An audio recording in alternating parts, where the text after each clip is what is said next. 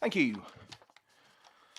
Welcome to this meeting of the Connected Communities Scrutiny Committee being held this day, Monday, the 20th of July, 2026. For those present in the meeting room, if the fire alarm sounds, please leave the building by the nearest exit and make your way to the fire assembly point in the car park. The agenda papers and other relevant information for this meeting are available for public viewing on the Herefordshire Council website.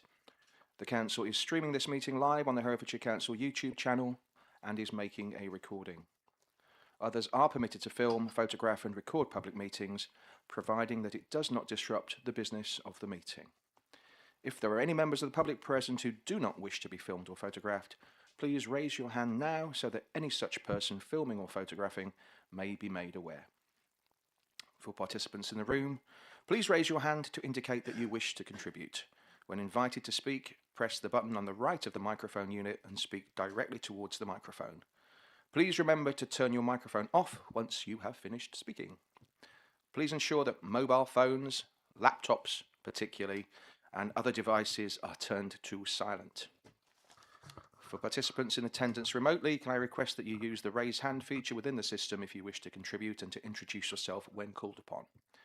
Please note that only committee members present in the meeting room may vote. Apologies for absence. Apologies for absence have been received from committee members Councillor Diana Toynbee, Councillor Roger Phillips and Councillor Heathfield. Right, name substitutes. Councillor David Hitchener is present to substitute for Councillor Diana Toynbee. Councillor Robert Highfield is present as a substitute for Councillor Roger Phillips. And Councillor Steph Simmons is here as a name substitute for Councillor Heathfield. Thank you all very much for stepping up to take on today's meeting. Declarations of interest. Do any members wish to declare any interests in any agenda item? Chair, I do have an interest. Okay. I wish to declare that I have an interest in the bypass paper discussions. It is not a registrable interest. I live near where the road may be built and I'm no different to anyone else in the area. I have a dispensation to speak and take part in all meetings that discuss this matter. Thank you. Thank you, Councillor Hitchener. The minutes document of the meeting held on the 7th of July 2026 is included in the agenda at pages 13 to 20. No matters of accuracy have been notified to the monitoring officer. Are you content that I sign the minutes as an accurate record? All those present? Yeah. Do I need to propose and second? I'm happy to propose. Do I have a seconder? Yes, Councillor Baker. All those in favour, those people that were present? That's, yeah. Of those that were present, that's unanimous. Okay, thank you. Questions from members of the public. The committee has received 5 questions from members of the public and responses to the questions have been published in Supplement 1 to the agenda. The questioner has the opportunity to submit a written supplementary question or to join the meeting to ask their supplementary question. Supplementary questions are to be no more than 1 minute in length and must include a question. Can I ask the clerk to confirm if any supplementary questions are to be asked? Yes, Chair. Standing in for the clerk this morning, I can confirm that we have 3 supplementary questions. I've shared on the screen the first supplementary question from Mrs. Lan, which I will now read out for you. As the Southern Link Road does not link with any of the sites mentioned for defence, cybersecurity or functional urban areas to the east and north, will the committee recommend that it would be specious to include them as a wider economic benefit when there is no evidence that the scheme will improve connectivity with these areas, unlike a potential bridge to the east, which would link more directly with them? Thank you for that supplementary question. Any recommendation made by the committee will arise from the lines of inquiry pursued in the meeting here today. As such, we cannot commit at this stage to making your suggested recommendation. The next supplementary question, please.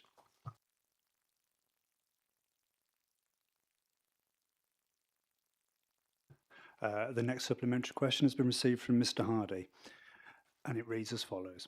Thank you for the answer to my question. The part of Phase 1 of the proposed bypass, known as the Clihonga Link, involves the felling of 2 magnificent oak trees, one of which is listed on the Woodland Trust Inventory of Veteran Trees. Would this committee review this decision in the light of the Council's agreement with an independent engineer's assessment that these trees could be spared by moving the route slightly to the northeast without affecting the viability of the road? Thank you very much for that supplementary question. The committee's objective at its meeting here today is to scrutinise whether Cabinet has sufficient information with which to base its decision on the Hereford Bypass Phase 1 scheme. Your suggested line of inquiry is pertinent to the decision that Cabinet is required to make, and I recommend that you ask this question of Cabinet, as cost effectiveness would form part of their consideration. Next supplementary question, please. We've received a supplementary question from Mrs. Morawiecka, who will be reading out her question herself. Thank you, Mrs. Morawiecka.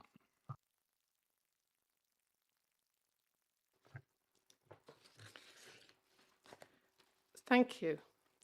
In assessing any business case for investment, the financing of a scheme should be considered, especially when funded nearly 90% by loan finance and at a rate of 6.5% interest, 3% higher than the WebTag discount rate. Loan finance has implication on council finances, as well as directly on disposable household income, and thus the entire local economy for the next 40 years. It is particularly important during a cost of living crisis and when the council is in a capital rationing situation, lacking funding to complete other important capital projects that are running over budget and behind schedule. Will the committee review the implications of financing the scheme through loan finance, the sort of information needed in any good business case assessment, alongside benefit cost ratios and net present value, and therefore relevant to any good, well-informed decision? Thank you very much for your supplementary question. As already stated, the committee's objective at its meeting here today is to scrutinise whether Cabinet has sufficient information with which to base its decision on the Hereford Bypass Phase 1 scheme. As a result, it will not be pursuing the line of inquiry that you suggest. Your suggested line of inquiry is pertinent to the decision that Cabinet is required to make, and I recommend that you ask this question of the Cabinet. Moving on to section 6, the committee has not received any questions from members of the council on this matter. Item 7, Hereford Bypass Phase 1 full business case. I think I'm going to ask officers to introduce the paper that they presented here today. I just wanted to start by just briefly touching on the purpose of our discussion. Our role is not to decide whether the bypass should proceed. Our role is to determine whether the full business case provides Cabinet with sufficient information to make an informed, balanced and defensible decision. This distinction should guide all of our discussions. I wrote down what our advisor, Professor Tom Van Vuren, who's with us here today, mentioned in one of our lines of inquiry meetings.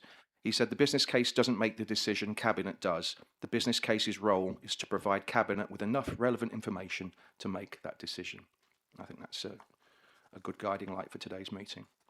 Right, I would like to hand over to Roger and Scott, please. Thank you, Chair. What I'd like to do is to, and good morning, everyone.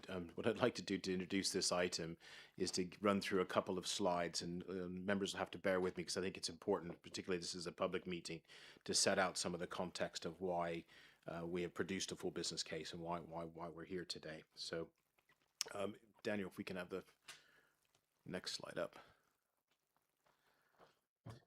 So one of the things that a number of members have asked me in the 2 years that I've been here at the council is why we didn't produce the full business case straight away to answer the question about is the scheme value for money.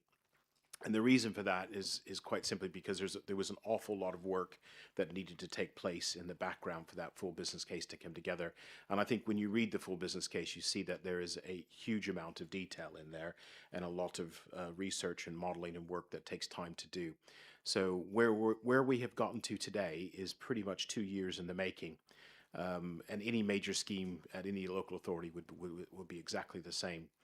So there's things like the alignment of policies. So you will have looked back, you would see the decisions made about Cabinet approving the new road strategy, and approving funding, the local transport plan, including the bypass in it, planning permissions, reviewing all of that, the decisions that were made at various times to introduce the funding for the scheme, um, all of that, as well as the full business case being required to demonstrate that the scheme is value for money. Can I have the next slide? So just to give you a sense of some of the work that was done for the full business case, I have a colleague here today, the Director for Transport Planning from AECOM, whose team has been responsible for pulling the full business case together. The starting point was the information that came out of the draft business case and the strategic outline business case from back in 2018. They then looked to see where that needed to be developed and updated. One of the things that had to be done was the Hereford traffic model had to be updated. So that was a huge amount of data collection and then validation of that traffic model. There was a design review to be done. So the design from 2018 was a design that had planning permission. Is it still the right design? Does it still meet current standards? What standards have changed in the time period? So we had to do a complete design review, which AECOM did with us. We also needed to look at where we are at with National Highways and Network Rail to get their approvals, because the Network Rail needs to approve the design of the bridge over the railway, and National Highways needs to approve the tie-in to the A49 roundabout. We also needed to look at the planning to see where we were at on planning permissions. The original planning permission still is valid, but there was the need for temporary and supplementary planning applications to be submitted. We had to do an awful lot of work on ecology, so there was a need for new surveys, which have taken place over the last year and a half, to create a new baseline for some of those endangered species, and to create the information needed to submit licenses to Natural England. And we had to devise a procurement strategy, which we did last summer and took it to Cabinet, which was how to procure the right contractor to work with us and to deliver this. So a lot has gone on in the last 2 years. The next slide, please. And a lot of this is fed into the information that you now see in the full business case. So also worth mentioning what we talk about Green Book standard. And I think it's important, particularly for members of the public, to understand what that means. Green Book standard is the UK public sector standard. It's the best way for evaluating schemes. So when you're comparing schemes against each other, you have a baseline for being able to do that. It's designed to demonstrate value for money and transparency for taxpayer spend. And so all major schemes that utilize government funding are required to have a Green Book compliant business case. And then we're going to talk today about value for money. So a lot of the reason we're here today was that we needed to demonstrate that this scheme on its own is value for money for taxpayer spend. And that is done through the key figure that we're going to talk about today is the benefits to cost ratio, which is all the benefits that have been identified by delivery of the scheme. Those benefits are then monitorized and measured, and then we compare that to the cost of the scheme, and you get a score essentially for the scheme. Next slide. So the business case, the full business case, is set out in the 5 business case model. And I must say, one of the, we took a number of recommendations from Scrutiny back in April when we looked at the assessment criteria. And one of those key things was to organize the assessment criteria against the 5 model business case, which we did. I think that was a really strong recommendation that came out of this committee. We also a number of other things we did as well, like moving away from pass-fail to a more of a sense of commentary and a sense of providing the information to Cabinet, so Cabinet can then assess for themselves if the full business case meets the criteria.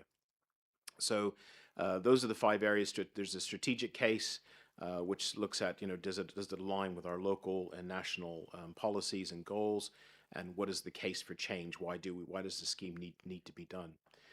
There's an economic case, which takes up a big chunk of the full business case, and that looks at does it provide value to society, and how do we measure that? And it looks at all the benefits that come out of the scheme and how we measure those. There's a shorter section in there which is about the financial case. Is it affordable? Where's the funding coming from? Then there's a section, we put them together, called the commercial and management case, which sets out how the scheme will be delivered, how we're procuring contractors, what type of contract we're having, how we're going to manage that, the governance structures behind everything to give confidence that we're dealing with risk management appropriately. Next slide. So, and I'll just touch quickly on each of those areas. So on the strategic case, I think looking at the full business case, it provides the background to the scheme. It does a very good job of setting out all the local and national policies, and it makes the case for the change. So it makes the case for what the scheme will deliver. And those key outcomes are reduced journey times on some specific roads, improved accessibility to the Hereford Enterprise Zone, reduced traffic on some sections which align with our transport strategy, improved air quality and reduced noise impacts, and supports economic growth. There are other benefits in the full business case that are outlined there, but I think those are the key highlight ones that I would pull from the strategic case. Next slide. On the economic case, lots of information there, but I'm gonna drill down and focus on the one piece of information that everyone looks at, which is the benefits to cost ratio. That has come out as a 1.6. That means the scheme, and using the government's criteria, is of a medium value scheme. It's been tested under high, medium, and low growth scenarios, and it looks at the benefits, which have been measured at over 58 million, rising to 64 million when you consider the wider impacts on the economy. And this compares to costs of 39.6 million. I would recommend members really careful when they see the cost figures. So that's cost figure is how it is calculated for the benefit cost rate, is following the guidance, government guidance. So there are some things that are in there that are not in other places. So it doesn't take account, for instance, of land purchase and things like that. And it's also a discounted figure back to 2023, so that we're always measuring against the same year. So when you look at the financial section, you see a better, more accurate view of the actual cost of construction of the scheme. Given this is not the full bypass, which we know when the full bypass is delivered at some point in the future, it will deliver significant more benefits and will probably have a much higher cost-benefit ratio. I think this is phase one is an enabler to phase two, but if you look at phase one on its own, it's still quite a strong result, having a 1.6 BCR. And I know a lot of authorities in the country that are pushing to get schemes funded would be quite jealous of having a 1.6 BCR. So demonstrates that phase one can deliver significant benefits in its own right, and does deliver value for money. The next slide. The financial case. So this sets out the budget and how the scheme is currently forecasted to spend. And at the moment, we're still forecasting to be within the £45.3 million budget. That changes every day as we get more costs, and I'm due to have costs spend profiles in next week from our contractor and from AECOM, who are doing a lot of the development work. So that will change at any point in time, but at the moment, those are the figures that we believe we're working with. I'll talk about two things there. One, value engineering. What value engineering means is looking at ways we can reduce costs within the scheme, either by more efficiency in the program for the way that the contractor builds it, or by reducing things. So one of the things we've been looking at is reducing the size of the verges in certain places, which reduces the amount of earthworks that need to be done, which saves costs. So the contractor, when they put the tender in, they gave us a tender price, and then they also put together a long list of value engineering options. somewhere between £4 and £8 million worth of savings that could be made in the scheme. Some of those things we just wouldn't be able to do. Some of the things require additional planning, so we probably wouldn't be able to do them. But the things that we can do, we are doing, so that we keep the scheme within the budget. And the other thing I would mention there is important coming out of the full business case is the qualified risk assessment, which is quantified risk assessment, which is essentially looking at all the risks that come out of the scheme and out of construction, and putting a figure next to it so that you come up with a figure of what does your contingency need to be. So we believe we need to be carrying just over £3 million worth of contingency at this stage of the scheme. And of course, Cabinet will get as full a picture as we can give them on the 10th of September, so that they're making their decision with as the most informed as they can be at that point. So the budget figures will obviously change by then. We have the next slide. And then finally, the commercial and management cases. The full business case sets out the management structure and governance structure for that. We have a member steering group which meets on a monthly basis. We have a task force with all of our external partners like Network Rail and National Highways and DFT, and they meet with us on a quarterly basis. We have a project board that meets monthly. We also report back to Cabinet with a risk review on a monthly basis. So there's quite a lot of governance over which there should be on a project of this size and scale and importance to the council. And that commercial management case sets out the contract arrangements we have with our construction contractor and how we got to that. It also sets out the resources within the team to project manage it, the program, the existing program, and the risk management, and how we're dealing with risk management throughout the scheme. So we now have a risk register which is put together by our consultants sitting along with our contractors and us in the same room. So we have a joined up risk register for the whole scheme now. And I'll finish there really, just to say, the summary, what we're going to be taking to Cabinet. If I go to the last slide, what we're going to be taking to Cabinet in September will be all of those assessment criteria, which you helped formulate with us in April. That assessment criteria will then have a new column next to it, which will be evidence. And essentially what I will be doing is plucking the evidence out of the full business case and putting it into the next alongside of that assessment criteria, so that it essentially works as a way of helping Cabinet be pointed to where the information is within the full business case, so that they themselves can look at it, read it, understand it, and be ready to make that decision. There are some information in the assessment criteria which doesn't sit in the full business case. So one of the things that, for instance, would be land. One of the things will be the budget. They're not in the full business case, but evidence for those things will be provided to Cabinet before their meeting in September. I'll finish there. Thank you. Thank you. Yeah, thank you very much. One of the concerns I had when I was looking at this was the fact that we're presented with the full business case to see whether Cabinet have the information that they're required, and I compared it to being given the Encyclopedia Britannica with a range of questions that you're being asked to give the answers to, and then saying go away and find the answers for yourself. And as far as the assessment criteria is concerned, the answers that are going to be drawn out for Cabinet, we haven't been given those as yet. And I see this as a disadvantage, but also an advantage.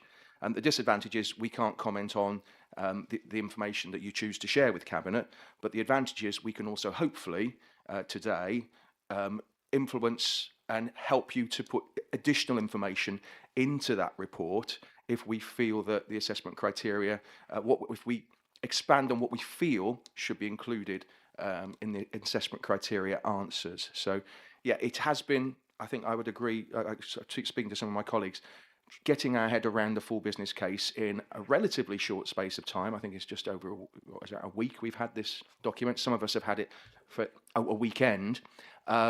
Is with us all at varying degrees of skill in terms of interpreting a very dense document has been a challenge, which is why I'm delighted we have Professor Tom Van Vuren with us today, who has been indispensable both to us as a committee thus far, and also I understand, Scott, to you as well. He's also been extremely helpful to you in helping shape certainly our lines of inquiry for today's meeting and also our previous meeting when we looked at the assessment criteria. We have had a number of different meetings prior to today, and I think the purpose of today's meeting is not to in any way ambush officers, consultants, cabinet members. It is to try and help make sure that you have all the information at your disposal to make an informed decision when this finally comes to cabinet. And because of that, and because we want to make sure we get the best we can out of today, just confirm we did share with you the lines of inquiry document that we have circulated as a committee prior to today, so you know roughly the areas we're going to be talking about. That is correct, isn't it, Scott? You've seen the lines of inquiry. Good, thank you. What I'm going to suggest is that we use the structure of our lines of inquiry document as was circulated for the purpose of today's meeting. Which means we're going to look at firstly the strategic case and case for change. We're going to then look at value for money and sensitivity testing, risk, uncertainty and cost risks, followed by assessment criteria and evidence base, safety and accident impacts, benefits, disbenefits and trade-offs, localized and distributional impacts, environmental impacts, and finally affordability and cost assumptions. I did mention to a couple of the committee members beforehand if there was anything that didn't fit under those particular headings. It's my understanding that everybody is quite happy that all questions will fall under one or other of those headings during today's meeting. Is that correct still? There's nothing we've missed? Great, thank you. Right, so I think we'll begin with the strategic case and case for change. And I think one of the things that came out of our discussions was that this really felt like the most important area for scrutiny today, making sure that the strategic case has really been made. We looked at we discussed a number of different areas in our meetings, how the need for the intervention is articulated within the full business case, the relationship between the scheme and wider strategic objectives, the consideration given to alternative options, the implications of not proceeding with the scheme, and alignment with local transport plan objectives. One of the things I wanted to start with is, and one of the concerns that came out was, is the business as usual scenario clearly described within the full business case, and will that be properly articulated in the assessment criteria that comes before cabinet? Can I start with that question, Scott? So my assumption when I read that, the business as usual, is that we're talking about if we didn't do anything, what would it look like? Yep, that's the one. And some of that is definitely in the full business case, and I'd be happy to draw some of that out for cabinet members in the assessment. I think particularly when you look at future years with growth and predicted traffic growth, it's not a great picture for the Home Lacey Road or the A49. So putting, I suppose it's if that's what we mean by business as usual, then without the scheme, it is not. It is a worsening condition rather than an improving.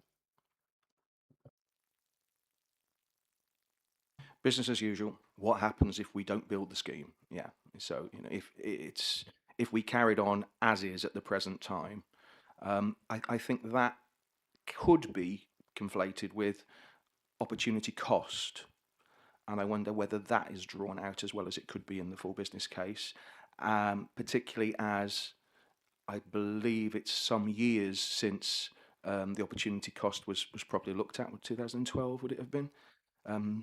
For that purpose of those people who don't fully understand how the money could be spent better elsewhere. that's opportunity cost. If we were going to spend £40 million, or how could that £40 million be spent elsewhere? And I think that, Tom, can you confirm, is that a Green Book recommendation?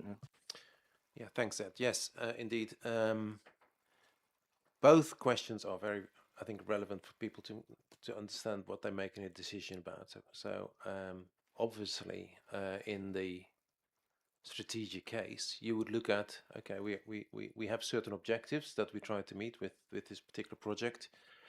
However, we are going to spend money that is limited within the council, and it's within sort of the Green Book principles that you look at, okay, but could that be spent elsewhere? When that you can go down a rabbit hole, obviously, because I mean, you can spend your money on loads and loads of different things. I think you need to sort of put a bit of a boundary around it, but looking into that and actually giving people confidence that this is a good way of spending council money is definitely important. Going back to your business as usual, we sometimes call it the counterfactual. So it's very difficult. People see what they see now, and they say, well, actually, with the bypass, or the first phase of the bypass in place, it might not be that much better than it is now. And sometimes there are projects, if you look 40 years into the future, could even be worse than what it is now. But what you don't see is, if you wouldn't build the project, what it would be then, what the situation would be then. So I think it's very important that councillors get shown not just the difference between building and not building, but also what the actual values are that would be experienced by people if you would not build the bypass. And it is all in the modelling, so I'm sure that ACOM can produce these figures. That'd be useful. Is Tom using the wrong mic? Is the incorrect name keeps coming up? Is there an use the you moved? Yes, you're using the ACOM mic, and I guess you can probably invoice them now after that.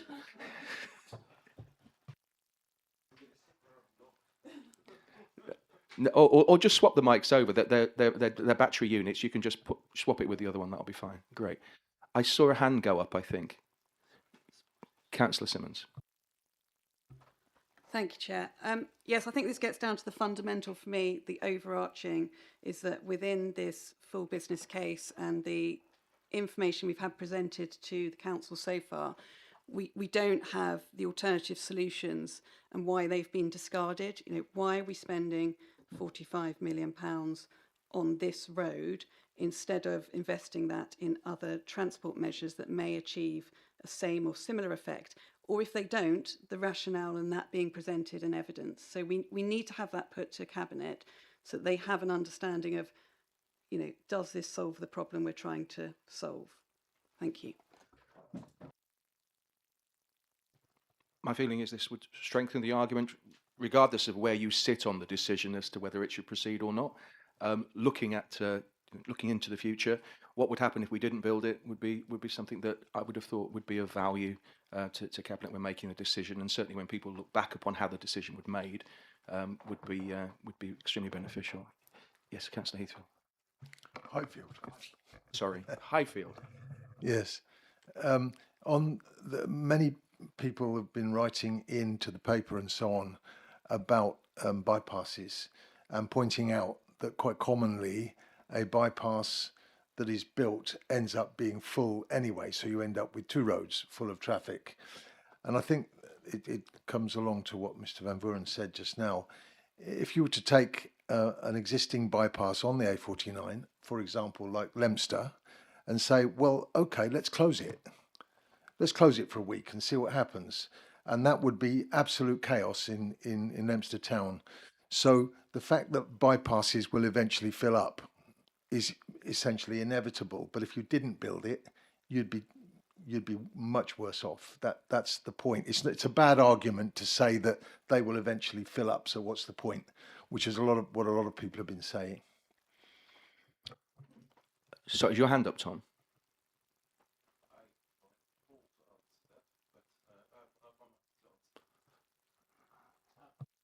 I'm happy to talk. So Paul Baker from ACOM. Thank you, Paul. I think the key thing that we have done, and it's important to note because it is a point that is raised, is within our modelling and our assessment, we have included the impacts of induced traffic, i.e. additional traffic due to the bypass within those assessments, so those are baked in there. So and our assessment shows, our appraisal shows that even taking that into account, that overall there are benefits generated by actually having the scheme in place. We do recognise that there will be additional traffic on the network than there is without it, but even with that additional traffic, there is an overall benefit of actually providing the scheme. Councillor Simmons. Thank you very much. I recognise that, and that's helpful to understand. I think going back, it's about, for me, what are the other solutions? We need to have sight of what the other solutions would be to addressing the traffic problems that we have, which was the preliminary, the primary reason for embarking on this scheme. And that isn't evidenced or recognised, and we need them to be, smart objectives and aligned with our LTP5. How does this road, how would not building this road but doing other things, other measures, enable us to have a similar, better or worse outcome to judge this road against? And that needs to be there. We haven't got that so far as I can see, and I think Cabinet really needs that. Thank you. Tom, yeah. I just to pick that up. There is an appendix in which you might not have seen because it's enormous, and I can't remember which appendix it is, but it does look at alternatives. Personally, I don't think it's as strong as it could be. It's alternative mode assessment, appendix I. Thank you. I think you hit the nail on the head there when you said you may not have seen it because there's so much to look at. I think a lot of the recommendations, I'm not done to preempt what the committee may decide, that are going to come out of today, is going to be how the information is distilled for Cabinet, so that it's clearly articulated and all of that information is drawn out, not for Cabinet to see, and also for residents to see how those decisions have been made, because we really do need those to come out. I mean, looking at the strategic case in the whole, I think one of the things we said during our lines of inquiry is that Cabinet will clearly benefit from visibility of the case for intervention, which is what we've said, the consequences of maintaining the status quo, which is what we've said. What we haven't touched on yet, but which I think Councillor Simmons just touched on, is how the scheme contributes properly to strategic objectives. I don't think we're properly looking at how it aligns with the LTP objectives, and I think drawing that out from the LTP for Cabinet in the final report that goes to them in September would be useful. And then, as we just touched on there, how alternative approaches have informed the development of the proposal. In other words, how we've looked at all of the other possibilities and how this is or isn't, for whatever reason, the best option to move forward. Councillor Simmons. Thank you. Just coming back on Appendix I had skimmed through that, but that talks about the existing modes without any investment in those. And if we just use those, it isn't talking about if we did additional things, for example, park and ride or other, bus priority lanes or anything like that involved in it. It doesn't give alternative solutions. It's just talking about what the existing network and shift in mode on the existing network is. So I don't feel that is doing what Cabinet needs it to do. I think it's the distinction between business as usual, if we do nothing, and opportunity cost. Is that correct, Tom? No, I do think that Councillor Simmons is right. As I said, I don't think the appendix is really doing what it can be doing for as information. So looking at alternatives rather than building a bypass, can you improve linkages to the station, which is something that is very briefly looked at and dismissed. There are other options. Park and ride is not dealt with. I can't think of all the options that you could consider and may have been considered in the South-wide transport plan as well.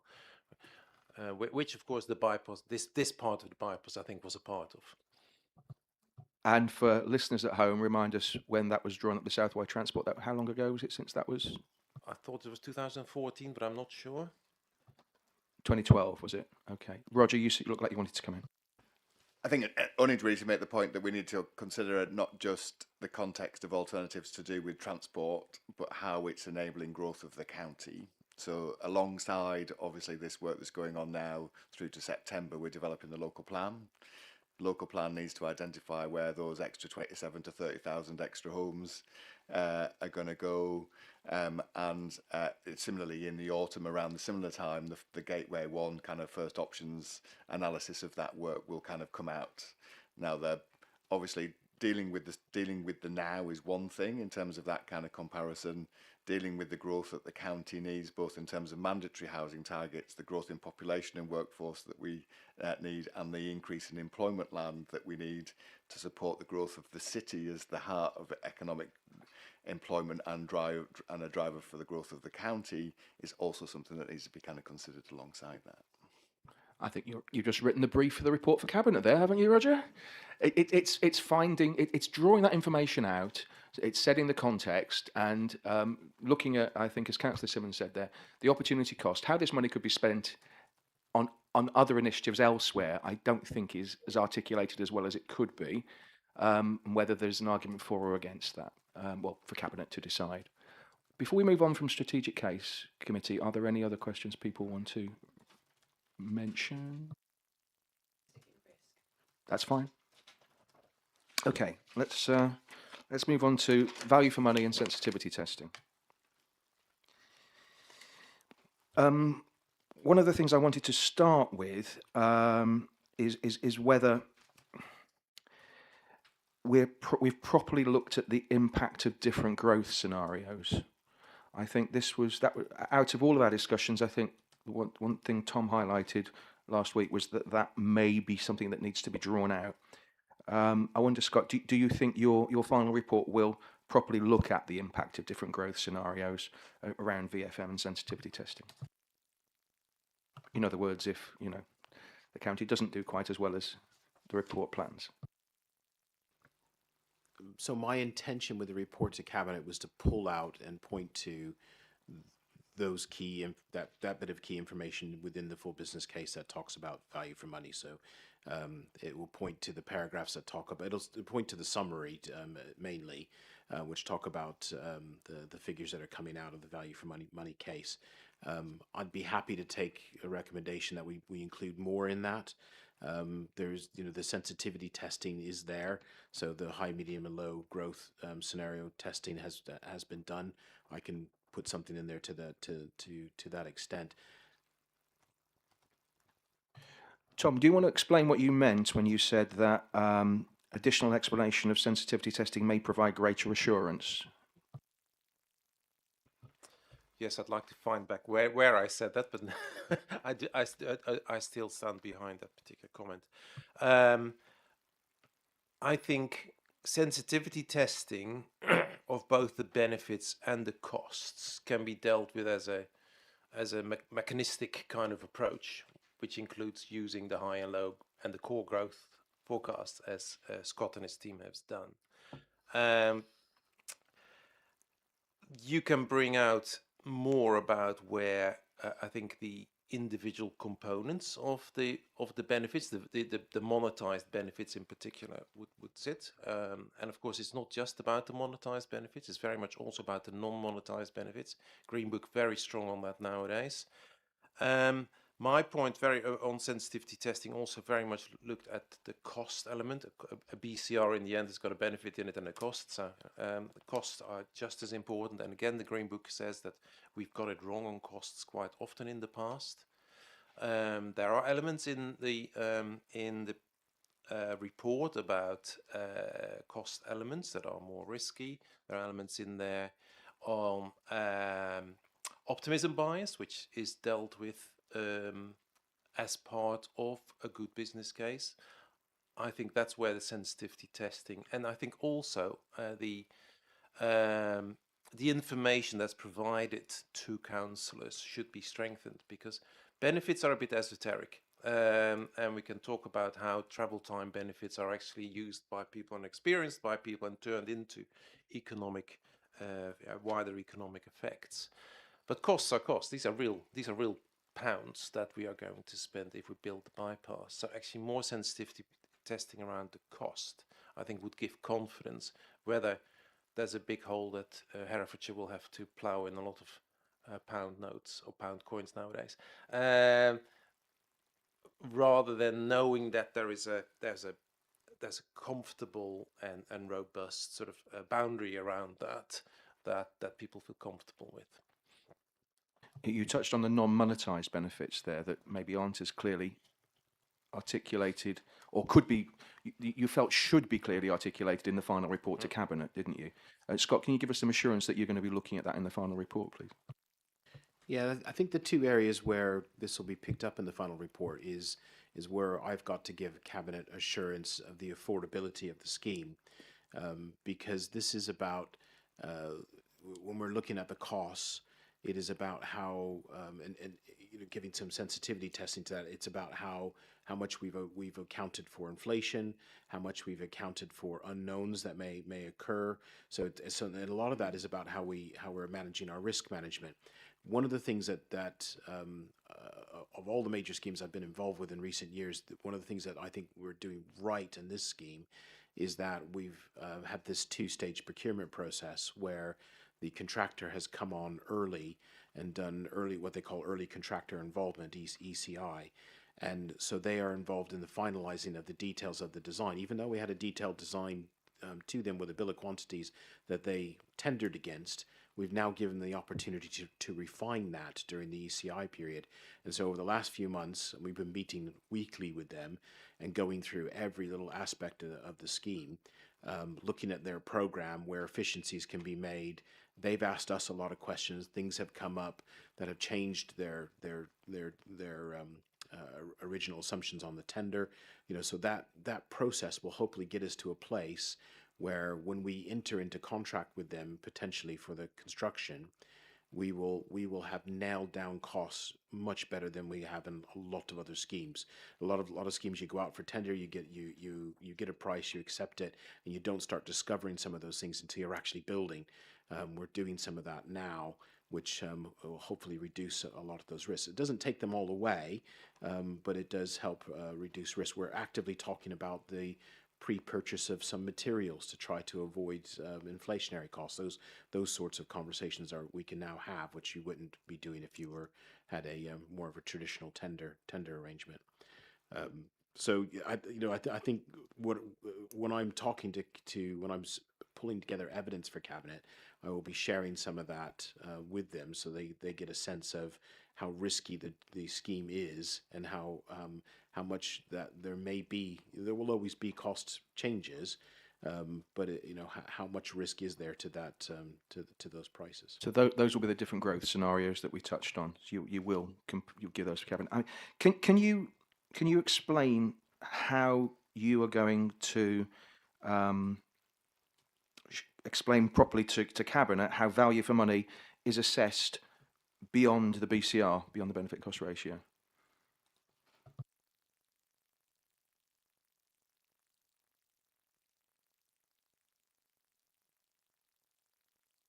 I'm not sure how to answer that because there's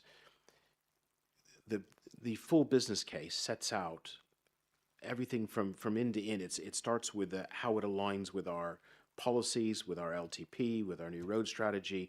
It sets and all of those, if you go and look at those strategies, set out why we want to do this.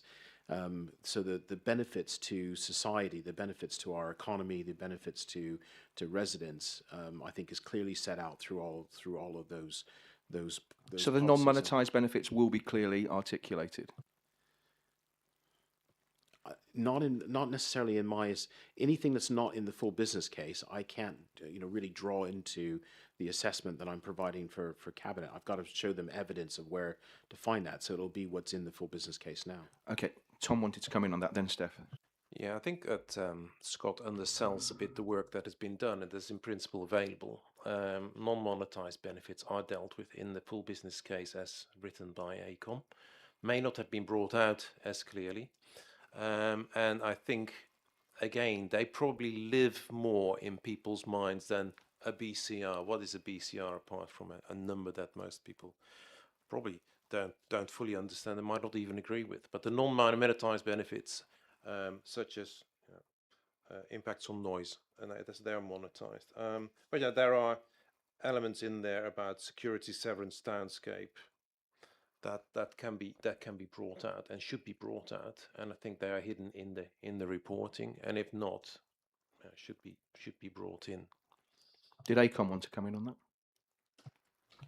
Just to say, just as Tom noted, we have covered off the non-monetized benefits within there, as in accordance with the tag guidance. So they are set out in the economic case in there, and we can work with Scott to make sure that they're properly brought out. So and again with the non-monetized ones, we're highlighting them on a scale in terms of whether they're significant, not significant, major, moderate, etc. Don't want to preempt what we're going to come on to when we come on to assessment criteria, but some of the ones you just mentioned there, townscape, etc., are in the Green Book, and they're not actually in the assessment criteria as they currently stand, are they? It might be worth, we can touch on that maybe when we get to it. Councillor Simmons? Thank you, Chair. I think 3 of those have answered what I was going to say about the information that's presented within the full business case doesn't include, it hasn't pulled in the information that you had available to you from the environmental impact assessment that was done on the SLR about both the benefits and the costs to the environmental aspect and the non-monetised benefits there.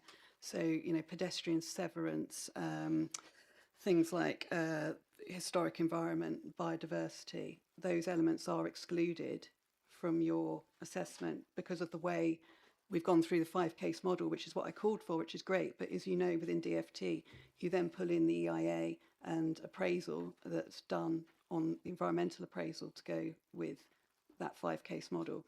And I'm feeling like we're missing that whole picture within what's going to go to Cabinet. And I think that's really vital that we get that information back into them, and it'll go on later to some of the risks I feel are inherent with this that haven't been addressed, and Cabinet require that information. Thank you. So I saw you nodding then, Tom, when Steph was saying that. Did you feel there's a recommendation there? Yes. My area of expertise is travel and transport, not environmental. But I think that is something, obviously, again, going back to the principles of Green Book decision making, this information that's important to decision makers, we need to provide that. Thank you. Are there any other questions around VFM and sensitivity testing, or should we move on to the next section?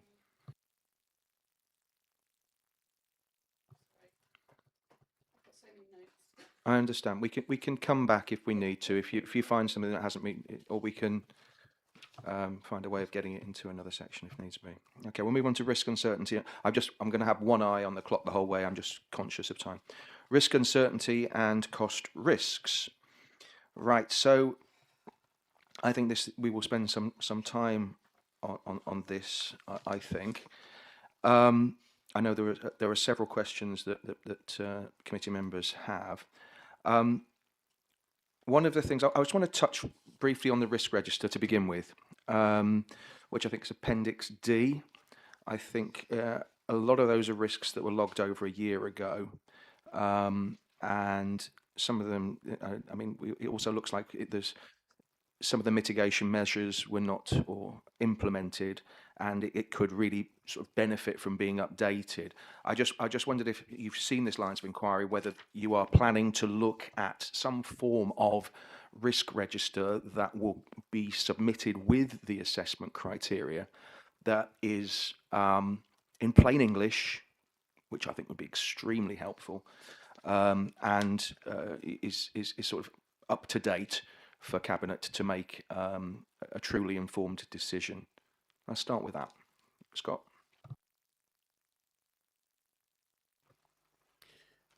So I think I would point back to the governance arrangements for this scheme, in that Cabinet are regularly updated on the risk. There is a risk review that's handed to Cabinet every month, and that highlights the changes that are happening in the risk register. We have a really comprehensive risk register now, and it might be not. I'm not sure that it aligns with the one that sits in the appendix, but there is now one, because we're going closer to a delivery phase. We have now one that is a joint risk register between ourselves and the contractor. So it's starting to pick up all those delivery type risks, as well as all the strategic risks. So I feel like Cabinet has a really good view of that already, and I'm not sure what I would give them additionally at the point of the assessment criteria that would enhance that. But I would be more than happy to share with Cabinet the full risk register. They can have access at any time, but I'm not sure that would benefit the assessment criteria. I think there was a feeling that all of the risk registers, because we've got Appendix D, we've got Appendix G. I mean, bringing them all together I think are there 3 risk registers? I think across the appendix and the document, bringing them all together into one single document to assist Cabinet might be useful, including more detail on mitigation measures, including costs of mitigation, an explanation of affordability under varying circumstances, which I think is under Appendix G, and accessible presentation of uncertainty within decision-making material.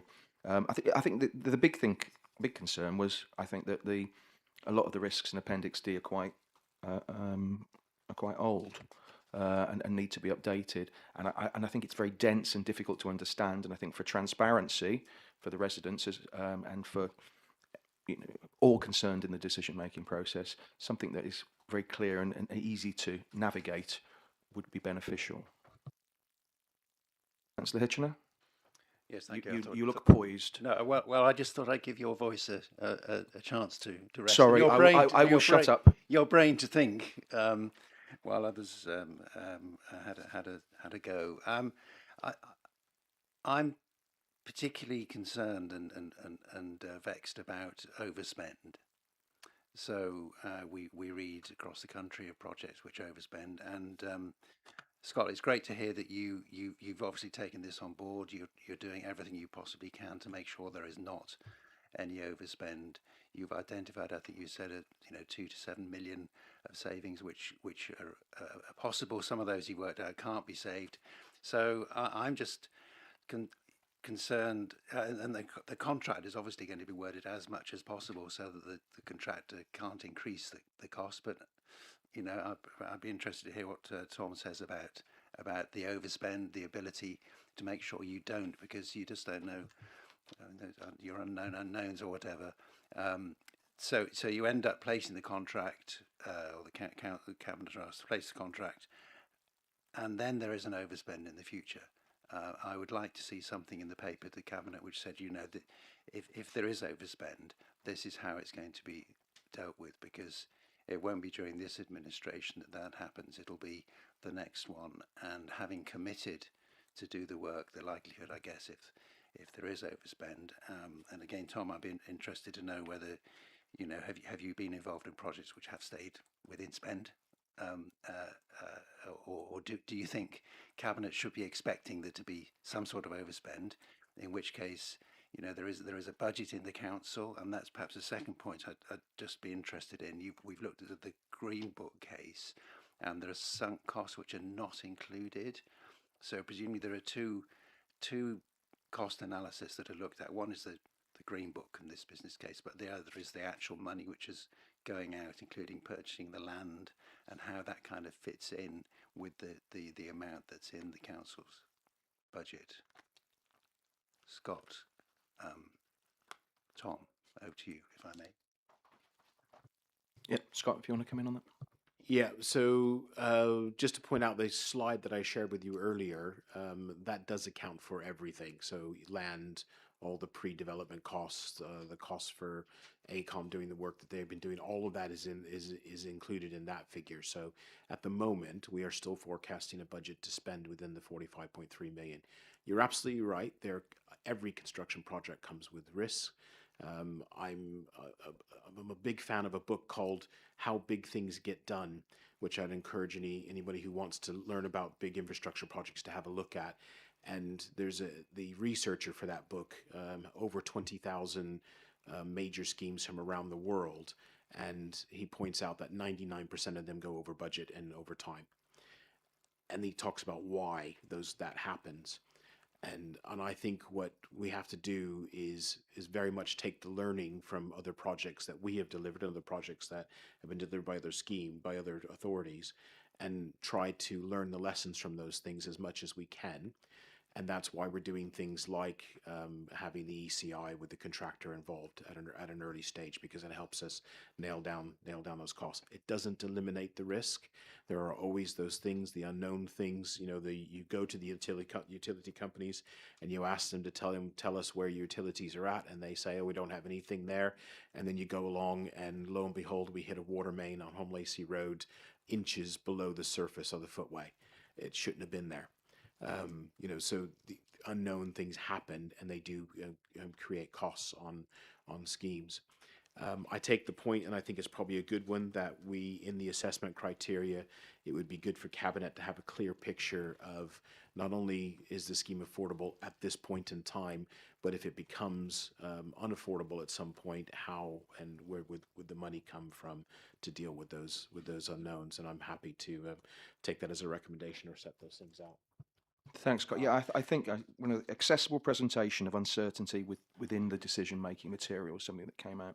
Can I add one more thing to that, and that is the effort that went into the quantified risk assessment. So in the full business case is a QRA'd risk assessment, which essentially was us sitting down and looking at everything that potentially could happen that are known to us, and putting a quantity against that, and that helps us to determine a figure for how much contingency we should carry into the start of the construction of the project. That is where that 3.26 million comes from, is our QRA'd contingency. I think I'll come to you in a second, Councillor Simmons. I think with us still fresh from the recent scrutiny committee, where we looked at the Museum and Art Gallery and the massive increase in costs, I think residents, and I'm sure Cabinet would benefit tremendously from looking at an easy-to-read risk assessment document that really looks carefully at all of the cost of mitigation measures in a format that is, yes, as I say, easy to read as much as possible. Councillor Simmons. Thank you, Chair. I think this is one of my main areas of concern with regard to the QRA and going through the individual risks within there.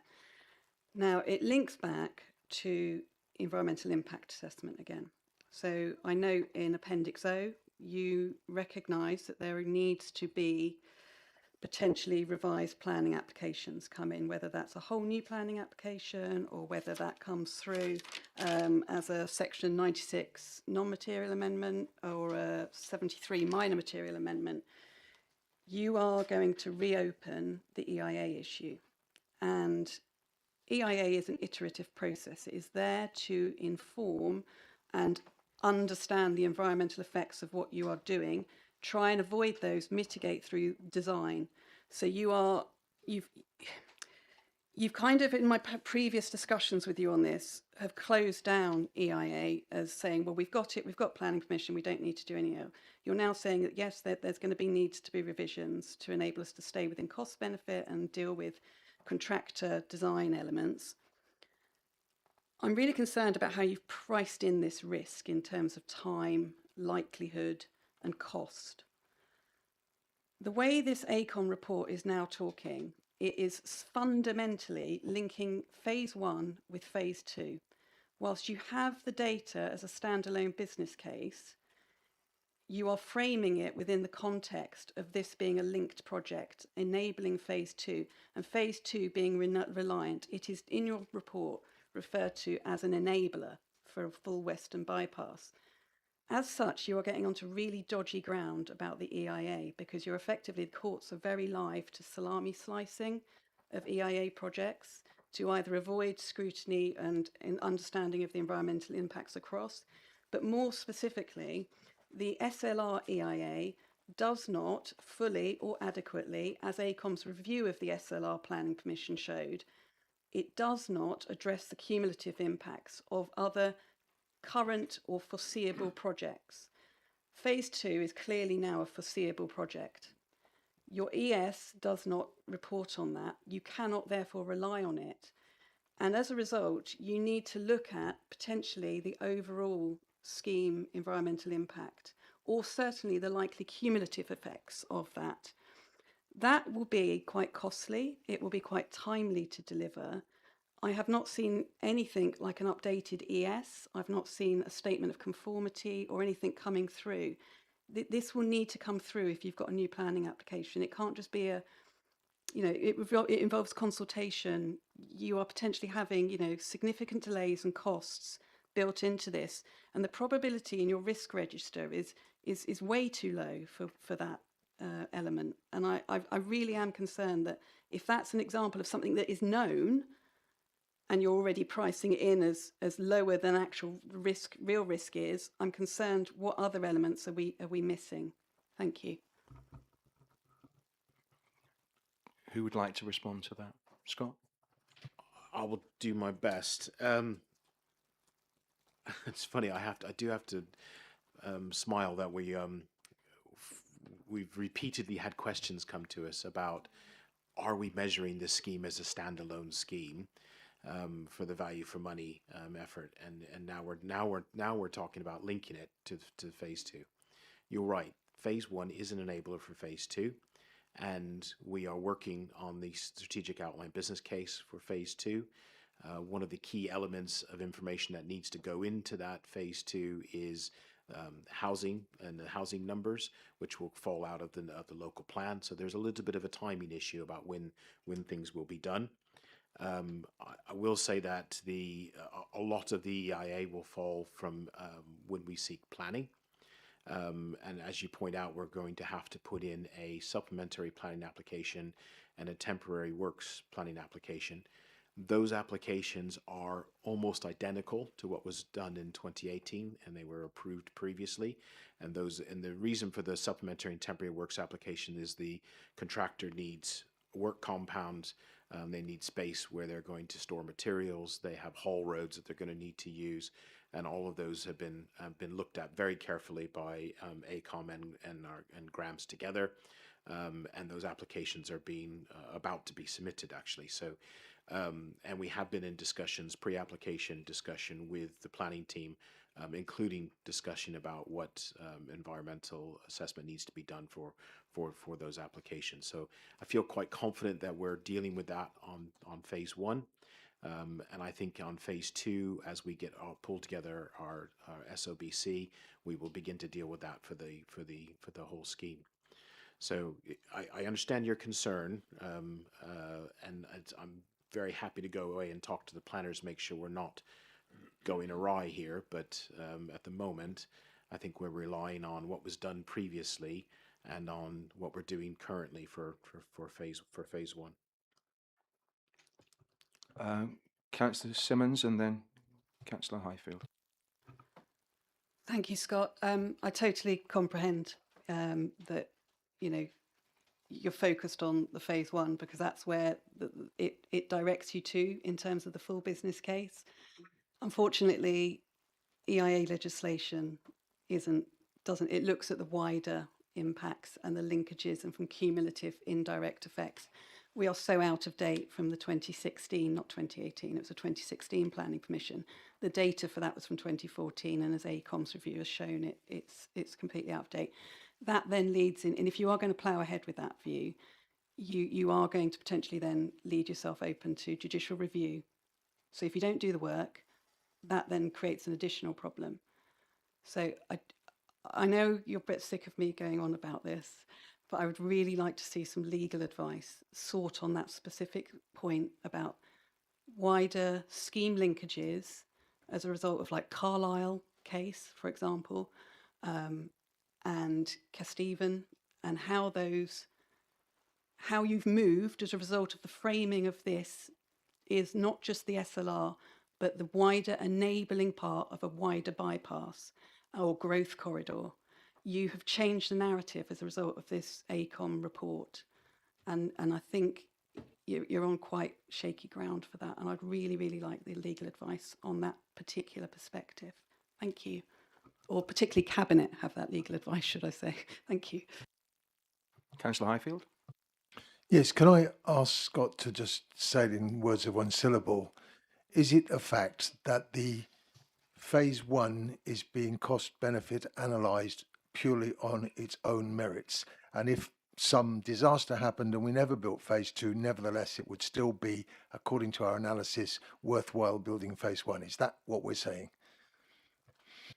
Yes, that's correct. That's what the full business case says. Thank you. Paul, did you want to come in on Steph's question? Unfortunately, I'm not an expert on EIA environmental matters, so I will defer on that if that is okay. I wouldn't want to say something that is not correct. Absolutely fine. I just thought I'd give you the opportunity. Councillor Highfield. Yeah, just want to say something else about the environmental impact study. I happen to know, and I won't explain to you why I know, but in this country in particular, the risks involved in large building projects, one of the most costly risks when something happens is the environmental risk. To give an example, HS2, while they're already going ahead with it, they discovered that there were some bats living in a wood a couple of 100 yards away from where the highway was going to go, the railway was going to go. And the planning alone to alleviate that, they ended up deciding to build a tunnel. But the planning alone, not the actual construction, cost more than the Norwegians spent to build the world's longest road tunnel. That's how significant it was. So it isn't just a matter of whether there's a risk. So I think Cabinet needs to be reassured that the environmental and ecological studies that were done rule out that sort of gargantuan risk. There are always going to be small things that will inevitably go wrong. That's why you've got a contingency. But if you get something like unexpected bats, you could be looking at something that would cripple the whole project. That's the nature of the beast. So I think Cabinet want to be assured that those enormous risks, very unlikely ones, but enormous if they come off, have been taken into account, and the studies were thorough enough to rule out those possibilities. So I'm going to bring Tom in now. I think he's indicated like to speak. And I'd also like you, Tom, just to, as part of this, perhaps we spent a lot of time with you talking about risk, and I think it would be useful for you to put your perspective on how you think, or what you think would be of most benefit to Cabinet around risk coming for their decision in September.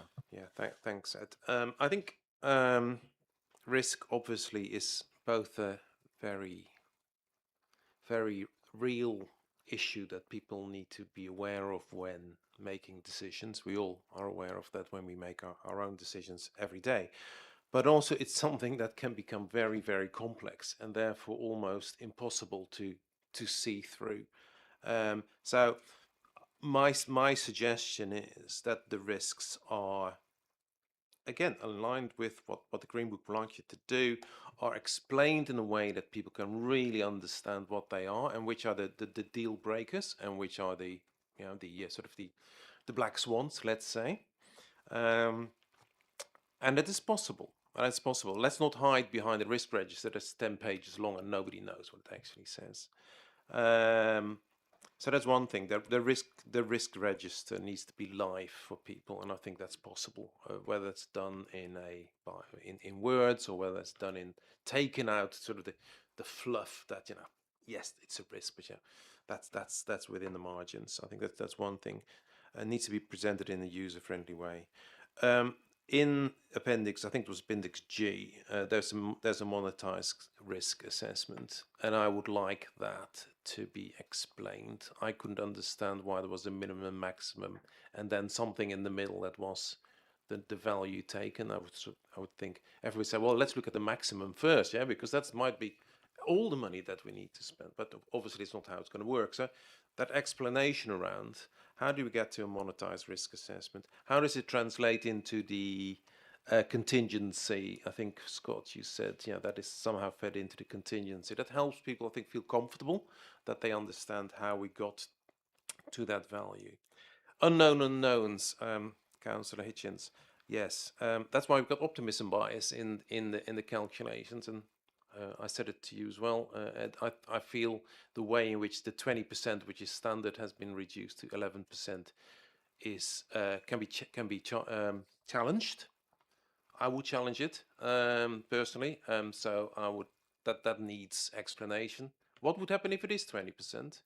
What would happen if it was more than 20%? If 200 million needs to be spent on bats, yeah. So that so that, I think it's about making the risks real. I don't know why there's in the RAG assessment, red, amber, green assessment as well. Which are the real ones that we need to worry about? And have I been involved with projects that have been overrun? Yes, I've been involved with HS2. So my track record isn't great either. But I look at the benefits, not at the costs.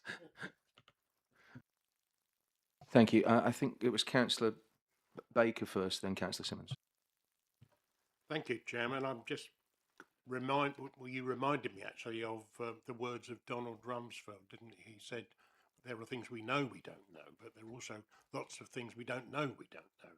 And if we worried about that every time we come up with a large capital project, nothing would ever be done, and we'd still be living in the Stone Age. I'm sure the Romans had the same problems when they built all their roads and things. There must have been doomsayers along the way who said, "Don't build the Watling Street; it will come back and bite you." And here it is; we're still using it.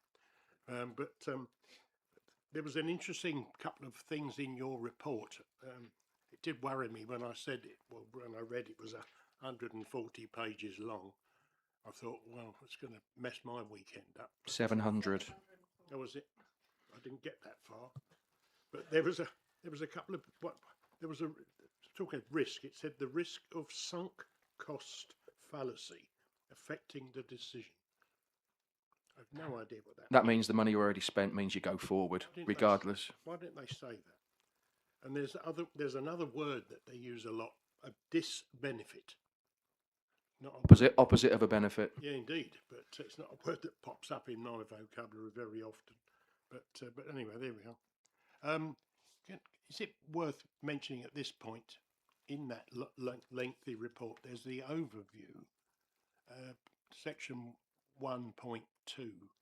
There's 2 paragraphs there that sum up the whole thing. Really, I mean, you can read it yourselves, but it's basically supporting this whole project in 2 small paragraphs. Forget the 700 pages, and I think we should look at that, because what we're here today to do, and I think we've gone off piste a little bit, is will the Cabinet have sufficient information to base their decision? I mean, if they haven't got enough information in all this lot, then really, I mean, I can't see what else they need, quite frankly. But anyway, there we are. Councillor Simmons. Thank you, Chair. I think we're doing a good job of trying to get the right information to Cabinet. I think one thing I'm slightly concerned about, and I just want some clarification if at all possible, Scott, is obviously there's the 3.26 million contingency, and then there's the 4 million or 3.54 million value engineering. Is that double counting, or is that no? So what happens if the value engineering doesn't materialise, and that would blow our contingency? And I'm assuming that any contract like this will have change control procedures that will enable the contractor to recoup additional funds for elements. Therefore, I'm trying to understand. I completely get that there are the unknown unknowns, that you've bottomed this out as clearly as possible. But that contingency to me looks really small for this road project in terms of the reliance on the value engineering and the contingency and the change control processes that come in. I just want that really starkly made clear to Cabinet, what the actual risk is in the total sum and where those likely change control procedures may occur, particularly as we're dealing with Network Rail, particularly as we're dealing with highways, national highways. Those are 2 big ones that can cause problems. And I just want to check whether we've got the environmental study information and the licenses through yet, because if we haven't, by the time Cabinet makes the decision, where are the risks there in terms of costs? Thank you. Scott. Yeah, really, really good questions. So I think the affordability issue is one of the most difficult ones that I have to set out for Cabinet for the 10th of September. because it is the unknowns, but also trying to justify where we are at on the value engineering. So my cunning plan through all of this has been have a contingency pot there, but also have a number of value engineering items up our sleeve so that when we do hit those cost increases, we've got something we can turn to look at. Some of those value engineering things are things we really don't want to do yet, but if we have to, we can still look at those things. That gives us a little bit of flexibility in the budget.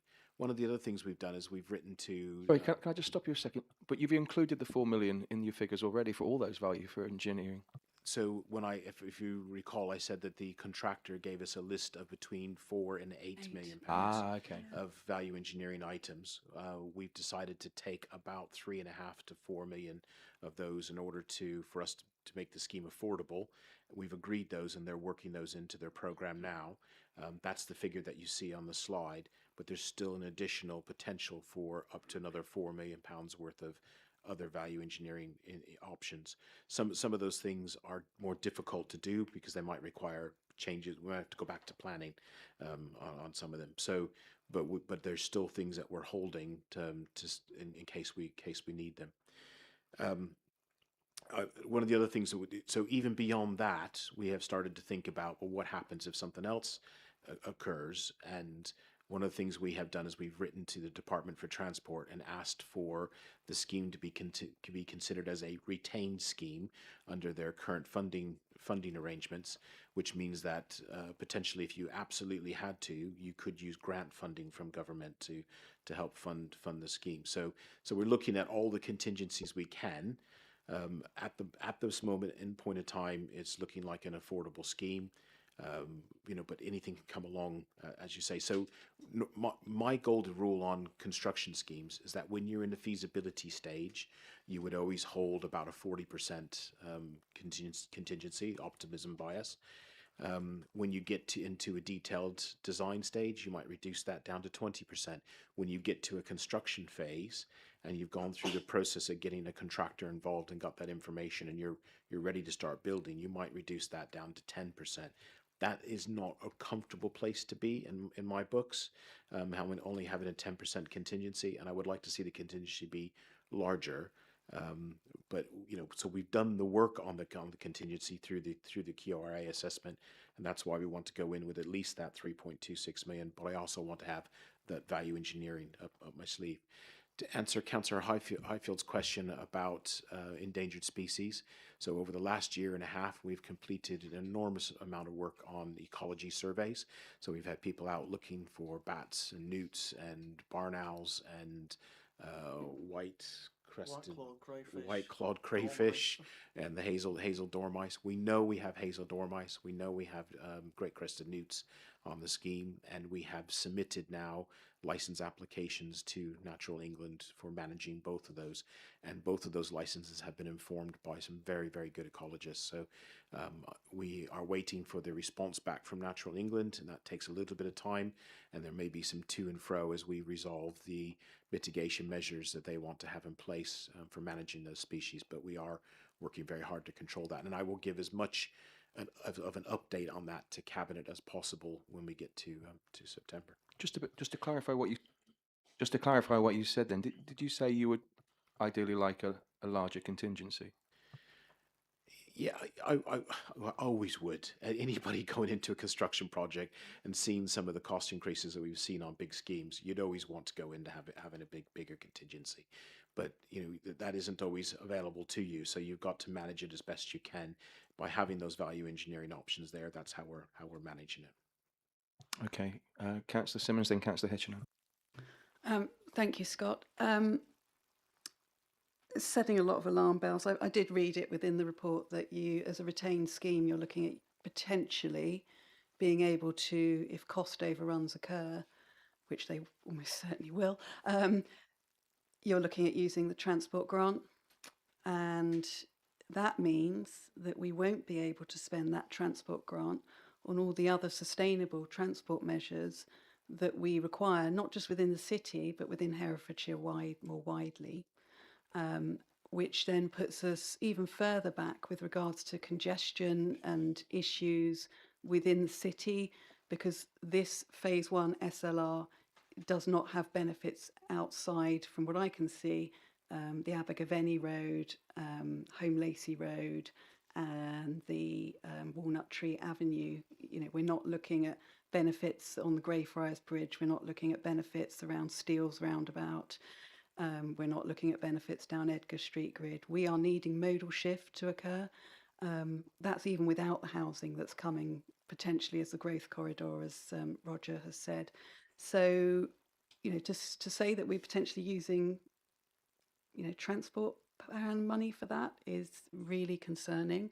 And is that being captured within the kind of disbenefits or the costs of this scheme? Because, you know, I don't see that captured. So I'm just wondering if Cabinet will have that information. Thank you. Councillor Price, did you want to come in on that? I'd be interested, just for a perspective from Cabinet. I think you were sent the lines of inquiry document beforehand. Yeah. Do you feel you would benefit from Cabinet from the risk register that includes all of the sort of the information that we're discussing over the last sort of 20 minutes or so? That wasn't the question that you asked me. The question was, did I agree with what the Well, I thought you'd answered that, so I was moving on to the risk register, which one we're talking about. But yeah, okay, if you want to come on, that's fine. The risk register is always what a risk register is. There is no doubt on this scheme there has been more pressure applied to the officers over a very long period of time to ensure that the cost of delivery of this scheme and the risks associated with every aspect of it, and including the time lapse of delivery, that we find a way of delivering within that budget. And Scott and I have had so many conversations about what does the value engineering look like to lessen the cost of the scheme versus an overspend on doing something that is, well, I won't say critical, but I mean, you're not going to do a value engineering scheme that is going to be critical to the success of the road itself. So all of these things have been looked on. Up to this moment in time, I've been assured that we are potentially within the budget of delivery. That does depend on getting on and doing that delivery, because for every year that it goes further into the future, you cannot put an assessment on what risk might look like. So at this moment in time, I'm happy that the risk has been identified in every aspect of it. The contract that we have with Graham's at the present moment is such that they are anticipating what they think will be cost pressures and how they're going to mitigate it. We're doing the same from our side. And at the end of it, you know, risk is always risk. And that's why we have risk registers. And we're identifying what that risk register says to be able to mitigate delivery on budget. Okay, thank you. I mean, if there was a way of saving 4 million on this project through value engineering, you know, looking as a resident watching this from home, they might say, well, why aren't you just saving that 4 million anyway? What if you can do it for £4 million cheaper? Could you give an example of the kind of value engineering interventions you're talking about that you're choosing not to do at this stage that could potentially save money? Is that me or Scott? Yeah. Either. I mean, Councillor Price, you'd be very welcome if you want to explain it. That'd be fine. Well, one of the biggest cost pressures is the amount of material to be moved and how it's moved and what type of material it is. You know, earth is if you describe moving earth or dirt or material on a site, most people would think in different contexts. But if you move it, where do you take it, and can it be utilised? So one of the biggest things is if you move an amount of dirt, can it be utilised in another place? And that has been a major issue because of the makeup of the sandstone on the site as to how you can increase its usability as part of the project. So that has been quite a major aspect of it. I'm no expert, I'm just taking on board what consultants say. And consultants will have a way of saying things that keep themselves clear and suggest you the things, and the reality is a decision has to be made. So if the consultants say there is a risk here, then we have to look at it, mitigate it and deal with it. That's what we are trying to do with this scheme. When we get to the decision making, I would not expect to see anything additional cropping up that we know about. that we can't make the decision. So moving that sandstone, I don't quite understand how is there value sort of Well, a different engineering solution that would save money? I'm only a hammerman engineer and in my own facility, but I understand that sandstone can be mixed with other product to make it much more viable to use as a building material. I'm sure Scott will enhance I think that. Scott says he wants to come in. Thank you for that, Councillor Price. Yeah, Councillor Price is spot on there, and it has been something that we've been keeping Councillor Price well informed about. The one of the options that the contractor came up with is one is to build the rail bridge early, so that material from the west side of the rail bridge, where we have to make a cut into the land, can be moved to the eastern side of the rail bridge where the land has to be raised up. The solution for that in the tender was a haul route, which obviously takes more traffic and more vehicles to make the trip down to the Grafton Railway Bridge, under the bridge, and then back up again. That has additional costs involved in it. So just one of the simple things has been our conversations with Network Rail about putting the rail bridge in early so that materials could be moved across the bridge instead of having to use a haul road. Additionally, that material, if it's they believe that if they treat it, they might be able to use it for certain types of construction of the road itself. And so one of the things that we're doing in the coming weeks is we're about to do some ground investigation surveys where they do trial pits to look at the materials. Once we have the outcome from those investigations, we'll know if that's a bit of value engineering we can take or not. So it's that type of efficiencies on the site that we've been looking for. I guess my question is that one of the ones that you've already factored into the 4 million saving, or is that one of the ones that hasn't currently been factored in? That one hasn't been factored in yet because we haven't had the proof from the ground investigation Thank surveys.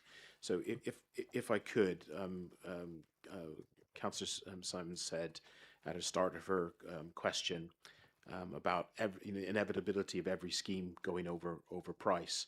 And I just would like to point out that we are about to deliver the Transport Hub £11.8 million scheme under budget. We're also delivering the Home Lacey scheme, almost £8 million scheme under budget.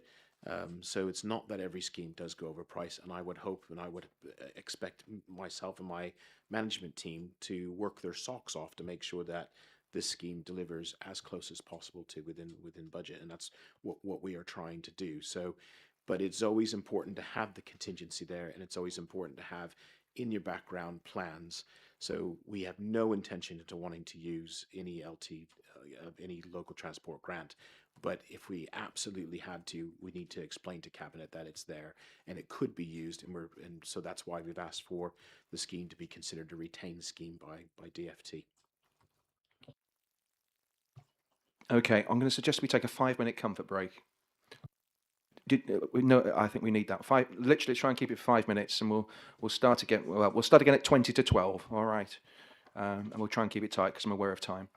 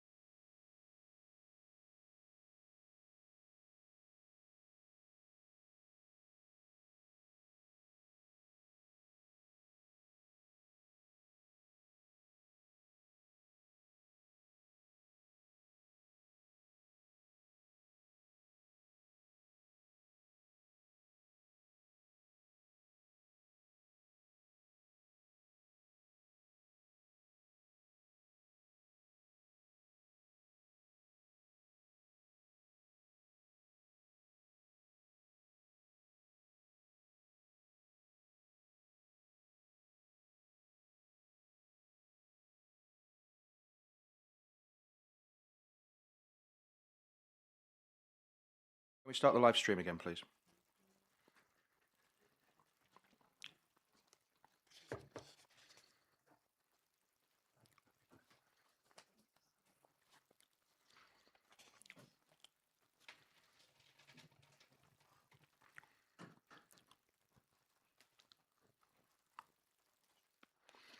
Thank you.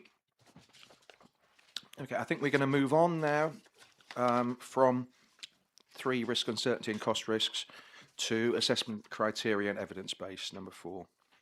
I wanted to touch on the fact that there were several appraisal factors that maybe could have been included in the assessment criteria and weren't. And now those have been included in the lines of inquiry paper that we distributed. Physical activity, journey time and quality, security, townscape, which is sort of the visual character of towns and villages on the route, severance, which I think is normally included, vehicle operating costs, biodiversity, water environment, historic environment, and uncertainty and mitigation, although whether you could argue that that's included in the risk register or the risk factors. Scott, do you want to just touch on why you've not felt those have needed to be included in the assessment criteria? Yeah, I think some of them, the relevance of some of them is quite small in the aspects of this particular scheme. So, for instance, if you take the issue of severance, there isn't any. So you normally look at severance when putting a new road in, cuts a community in half, or stops people from getting from one side to the other, and they have to go a long distance around.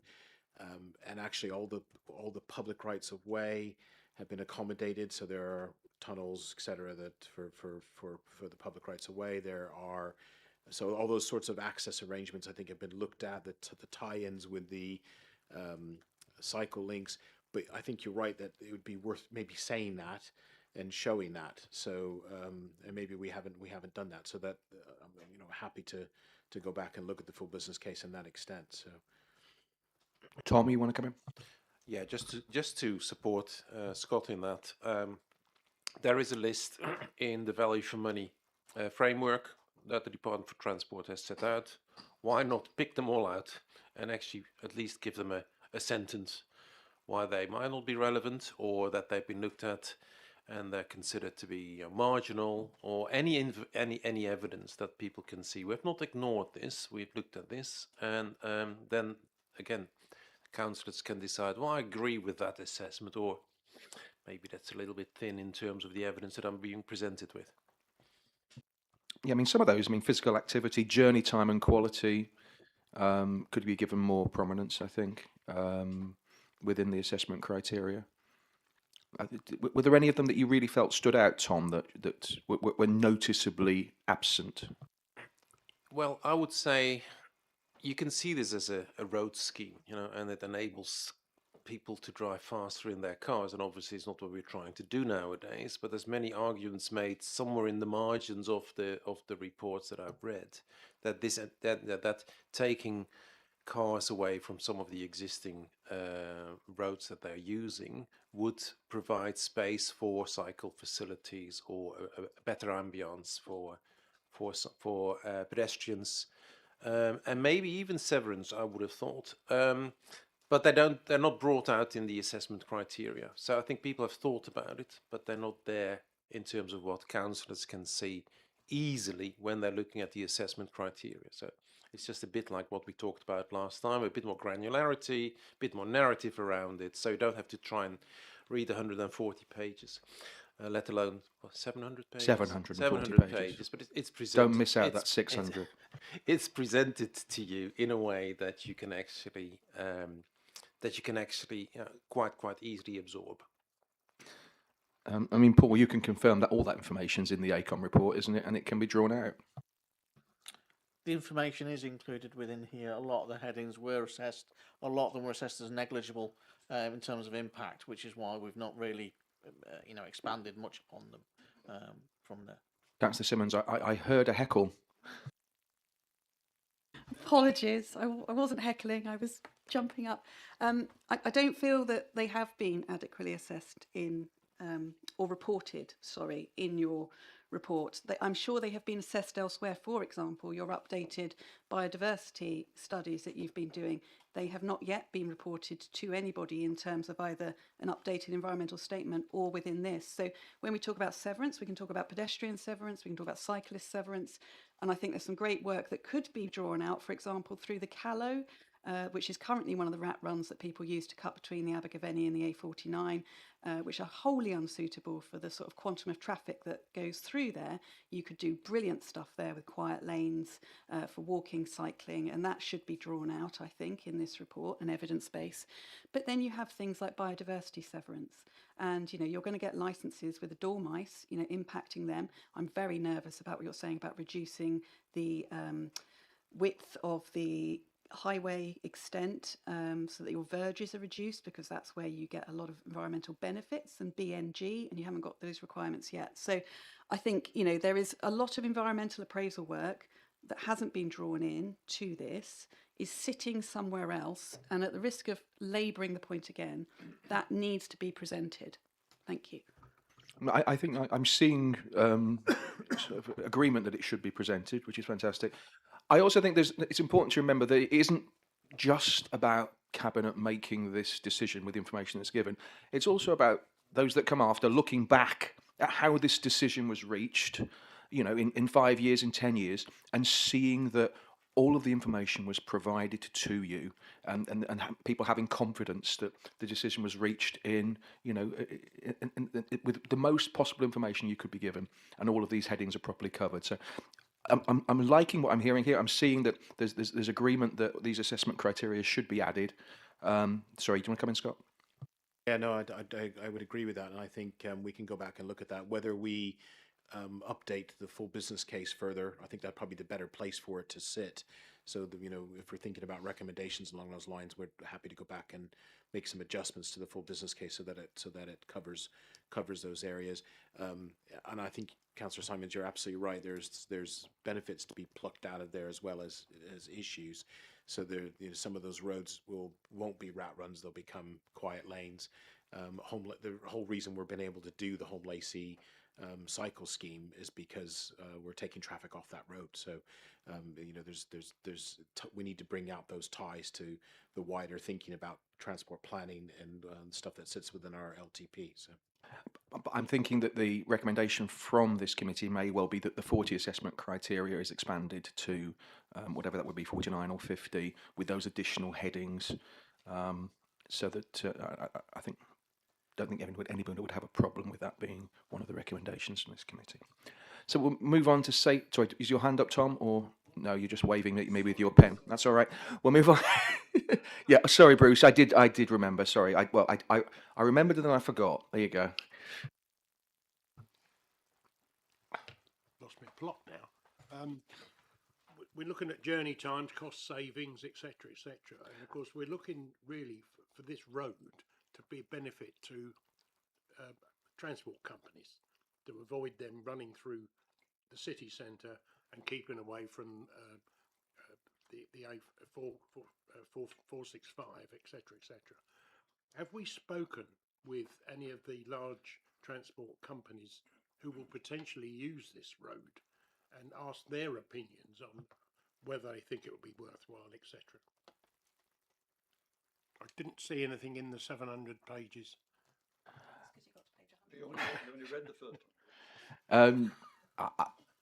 Does anybody want to respond to that? Councillor Price, do you want to respond? Sorry, I caught you mid-biscuit.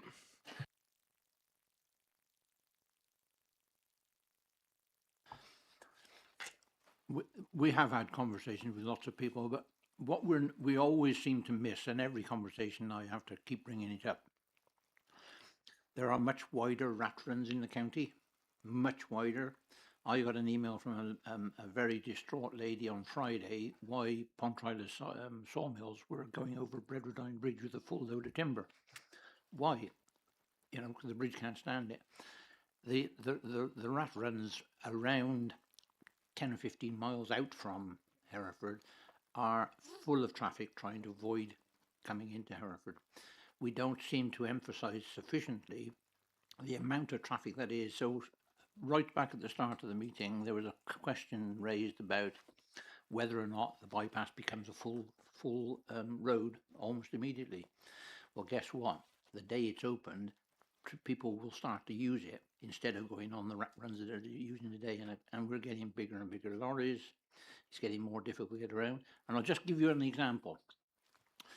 You know, I'm a farmer. Last week I had some hay bales to move from a field 1.5 miles from my farm.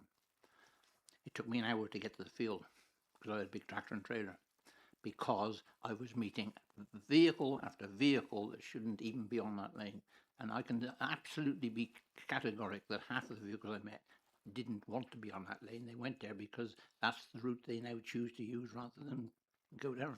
So when we talk about traffic and enhancing traffic and how much the road's going to be used, if you build a road wherever it is, people will use it to see if it enhances their journey time and etc.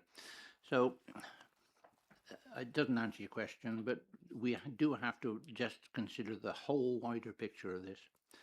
And because we're so far behind with infrastructure in this county, we're getting further behind the more that we don't make decisions to move forward. Thank you. It was you I was behind then. Scott, can you go in? Just to answer the question direct as well, we have consulted with freight companies, and I think one of the letters of support that's in the appendix is from a local freight operator. I would say that's an important point to make, that we can model things only so much, and what we've modeled we've reported, but there will be impacts from the road that we won't see until the road's built and opened. And some of those will be really improvements to people's lives, where they're not having lorries or running vehicles going past their homes. It may attract traffic from different directions. So Councillor Hitchen and I have had conversations about bridge solars. So I say that right, bridge solars, because there may be traffic coming from the north of Hereford that will use those back roads to get onto the bypass because it becomes faster, and so we will have to look at those impacts as they happen and make the changes and adjustments in the network as we need to. So, but yeah, it's one of the important bits of for this will be a before and after study. So we've got traffic data from now, but we'll need to do traffic data 6 months, 12 months, 3 years after to see how things have changed on all the roads. Professor Van Buren, yes. Yeah, and just to support again the work that's been done, the Herefordshire transport model does model, if you have seen the report, quite a large area. So rerouting from traffic that at the moment is not using any of the roads that are at the moment full of traffic, which will be relieved, will be part of the benefits that the ACOM team has calculated.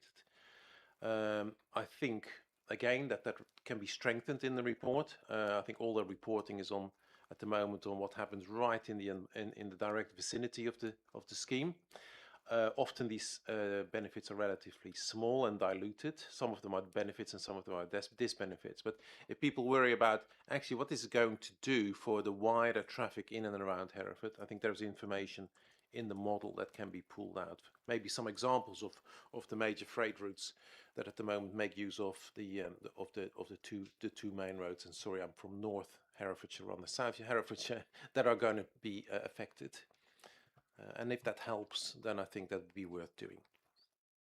Thank you, Tom. You want to come in, Councillor Hitchener? Yes, I was going to mention this later, Chair, but as the conversation's gone this way, one of the routes which is potentially going to benefit is the one that goes to Locks Garage. Other stores are available in South Herefordshire, I'm sure. But road traffic is improved on that particular road, but it all transfers onto the Clehonger Road, which is in my ward, and that's going to have a significant effect, negative effect. And some people, if 90% of the people benefit and 10% suffer, well, one has to live with the whole thing. But I don't know to what extent the negative impact of that is taken into account in this paper. Can I just stop you 1 second? We're going to come on in 6 to benefits and disbenefits. Yeah. And I think that will sit really nicely under that. Okay, it was just Okay, sorry. Okay, let you finish. No, that's fine. Yeah. because I do think the idea of it will, I think it will, I could see where it was going, and I think we're going to cover it.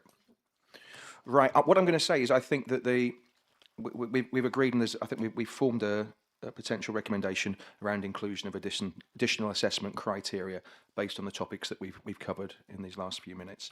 I'm going to move on to safety and accident impacts, and this is quite important. And I know you've just spoken, Tom, but I'm going to ask you to come back in and just explain your observations, because I think as far as safety is concerned, it would be really good to hear it from you as our expert. Thank you. Okay, thanks, Ed. Safety and accident benefits are part of the benefit cost ratio as they're calculated. There are some standard values that the Department for Transport provides us with, both in terms of what the likelihood of a slight, severe, or fatal injury are as a function generally of road type and speed, and the value that is attached to that. And in that way, they enter our assessment that we provide on how accident benefits and disbenefits feed into the value for money assessment. In this case, we got a report. The report tells us that there's suspected a reduction in slight and severe injuries, I believe, and an increase in fatalities, and it leads to an overall disbenefit, and that is due to the new road being of having a higher speed than the existing roads that people use. As a resident, I would be concerned about that.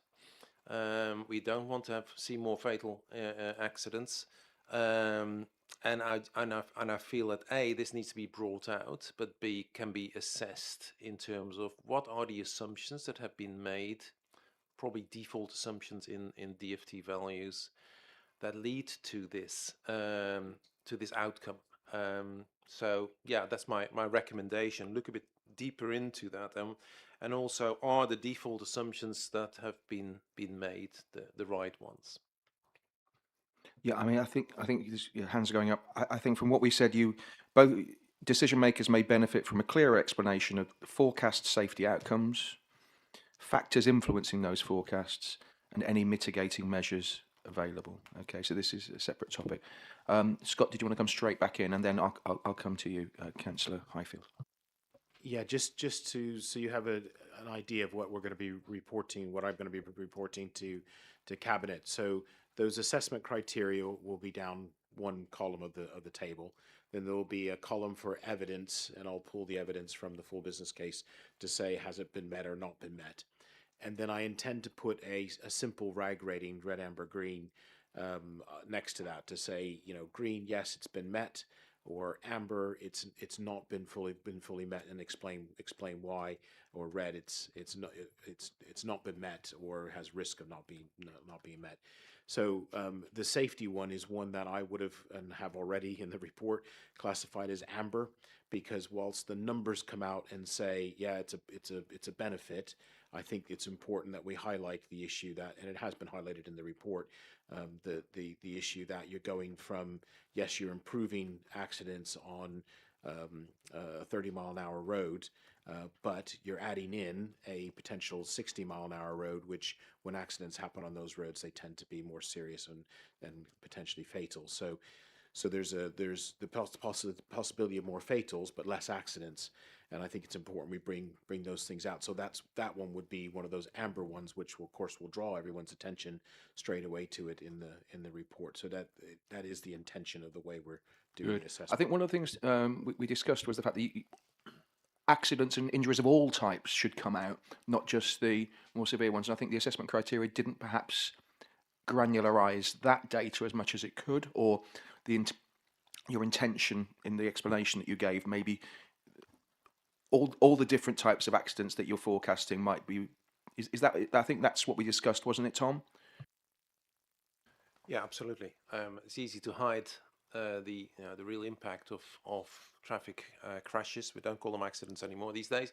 It's easy to hide behind the number, but I think it's understanding what those numbers are across the various severities, and the assumptions that lead to those values. Yeah, and yeah, on the downside, I don't know what ACOM has done. I assume that they've used standard DFT values. It's possible to use local values. That might give a different answer, and it might actually lead to at least people understanding what the impact would be if we use it. Maybe there are lots of accidents in Walnut Avenue, for example, yeah, or at the junctions that are going to be relieved now by traffic not having to go through areas of the city that are already much fuller, and where there are a lot more people living rather than the new bypass, which is basically, I think, going through quite rural land. So I think it's worth just understanding how did these accident figures arise, and what are the assumptions or different assumptions that could give different answers, so that we understand the uncertainty around those numbers. Thank you, Councillor Hayfield, and then Councillor Simmons. Yeah, Councillor Highfield will answer for Councillor I Heathfield. am sorry. I'm just it's so used okay. to Councillor Heathfield sitting on this committee. She's That's better what it looking is. than me, so You do it's a yourself. You difficult- do yourself an injustice. Sorry, Councillor Heathfield. I have considerable experience of traffic accidents. I was a senior traffic police officer for some years, and I question the assumption that having a 60-mile-an-hour road as an alternative to a road through the middle of the city will increase the possibility of serious injury or death, because separating pedestrians from traffic is the absolute best way to cut down serious accidents. 30-mile-an-hour is quite enough to kill somebody if it's a pedestrian.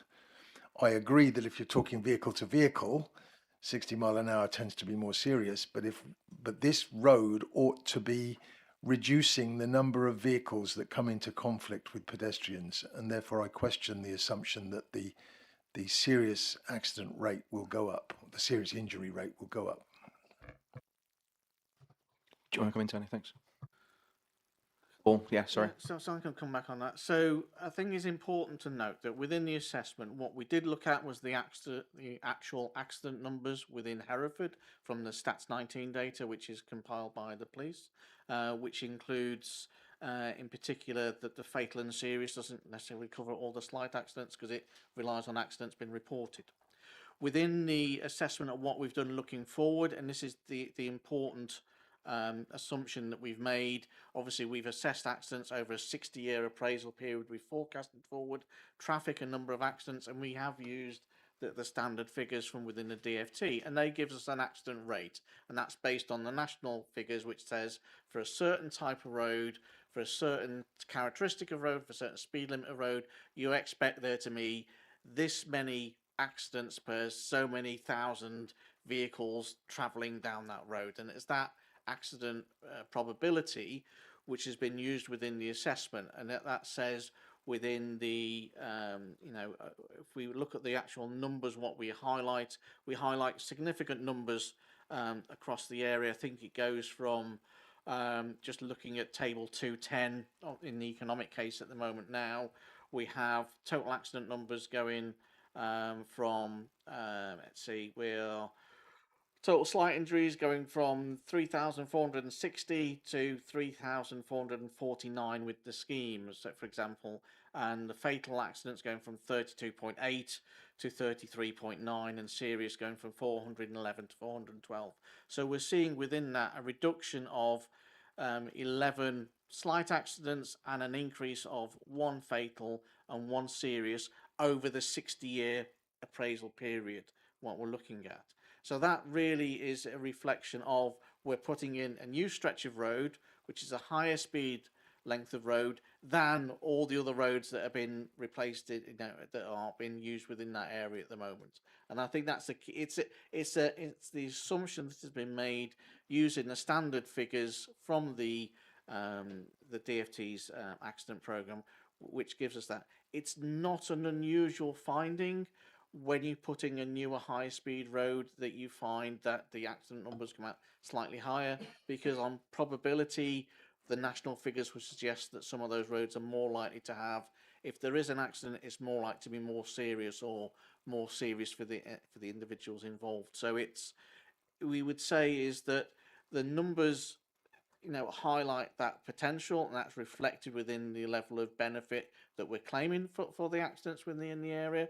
But what it also highlights there then is that there's then the job of the engineers and in the design of the scheme in terms of passing the road safety audits and all those other things to make sure that the road is designed and engineered to be as safe as possible to minimise the probability of those things actually occurring in the first place. This is not a prediction. This is saying there's a probability that this could happen. Can I quickly come back on that? Yep, quickly, thanks. Yes, except that doing a national average to work out the statistics, Hereford, I think, is the only city in the country that does not have a bypass. It's one of very few major towns that has a trunk road going right through the middle of it. It goes through 11 sets of traffic lights, most of which have a pedestrian thing, and 6 roundabouts. That is pretty unique. And so its particular situation is a bit difficult to compare with a national average. And there's a lot of conflict between traffic and pedestrians. And if that can be reduced by traffic going elsewhere, then my prediction would be that the figures will go the other way. Yeah, Tom, do you want to come in?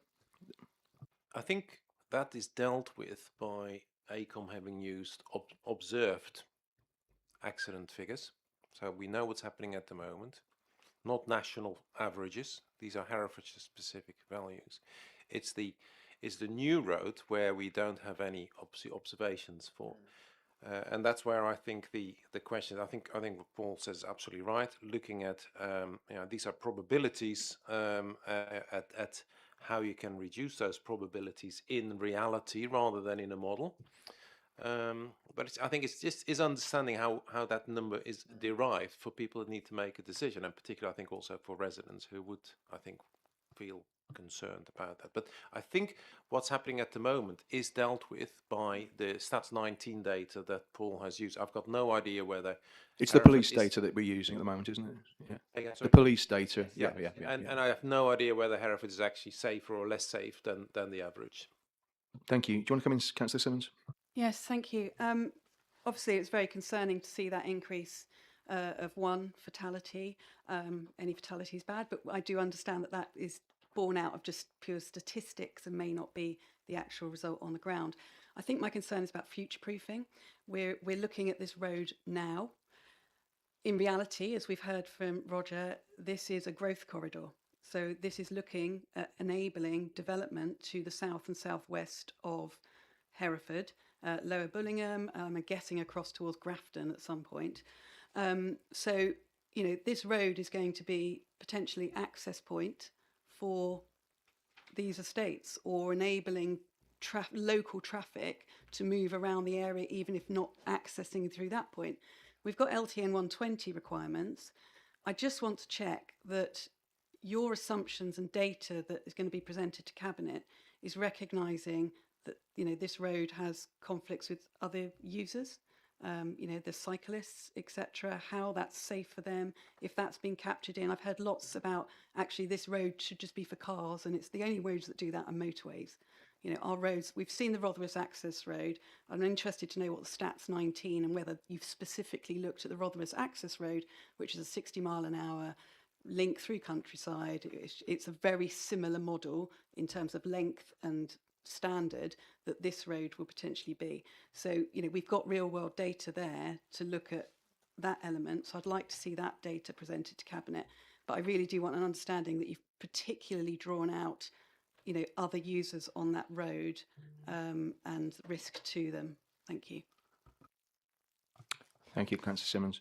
I think we're going to have a good recommendation around this. I think. Did you say it would be probably amber RAG rated? Was that what you said, Scott? Yeah, you thought so anyway. Okay, I'm going to move on to benefits, disbenefits, and trade-offs. And one of the things that I think we discussed was the fact that it would be good to see understanding the positive and negative. That's benefits and disbenefits associated together, so they're presented together rather than just the benefits. And there seem to be, when we're looking at the sort of impact, environmental impacts, community impacts, geographic impacts, that perhaps we're not seeing them side by side as clearly as we could, or or making sure that they, when the final report comes forward, that they are presented in such a way. Obviously, we haven't seen them in the assessment criteria. Have I explained that, Tom, as clearly as I could? Probably not. No, not doing a good job, Ed. But I think, again, there are always trade-offs. And I think, again, that's one of the things that is coming out of the current approach to Green Book implementation is being clear what these trade-offs are. There are always winners and losers with these projects. There are always benefits and disbenefits. And I think that's what I would suggest will make people understand that it's an unbiased amount of information that they are presented with, and how you do that.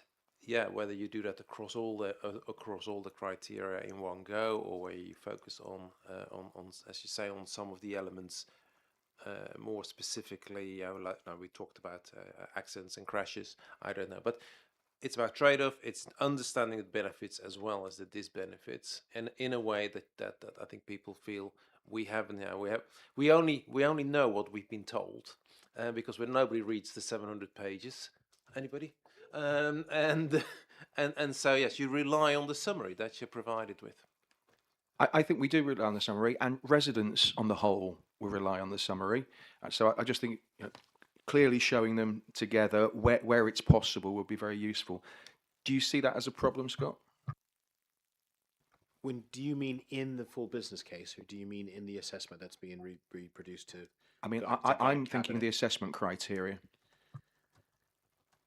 I can go away and have a look at it.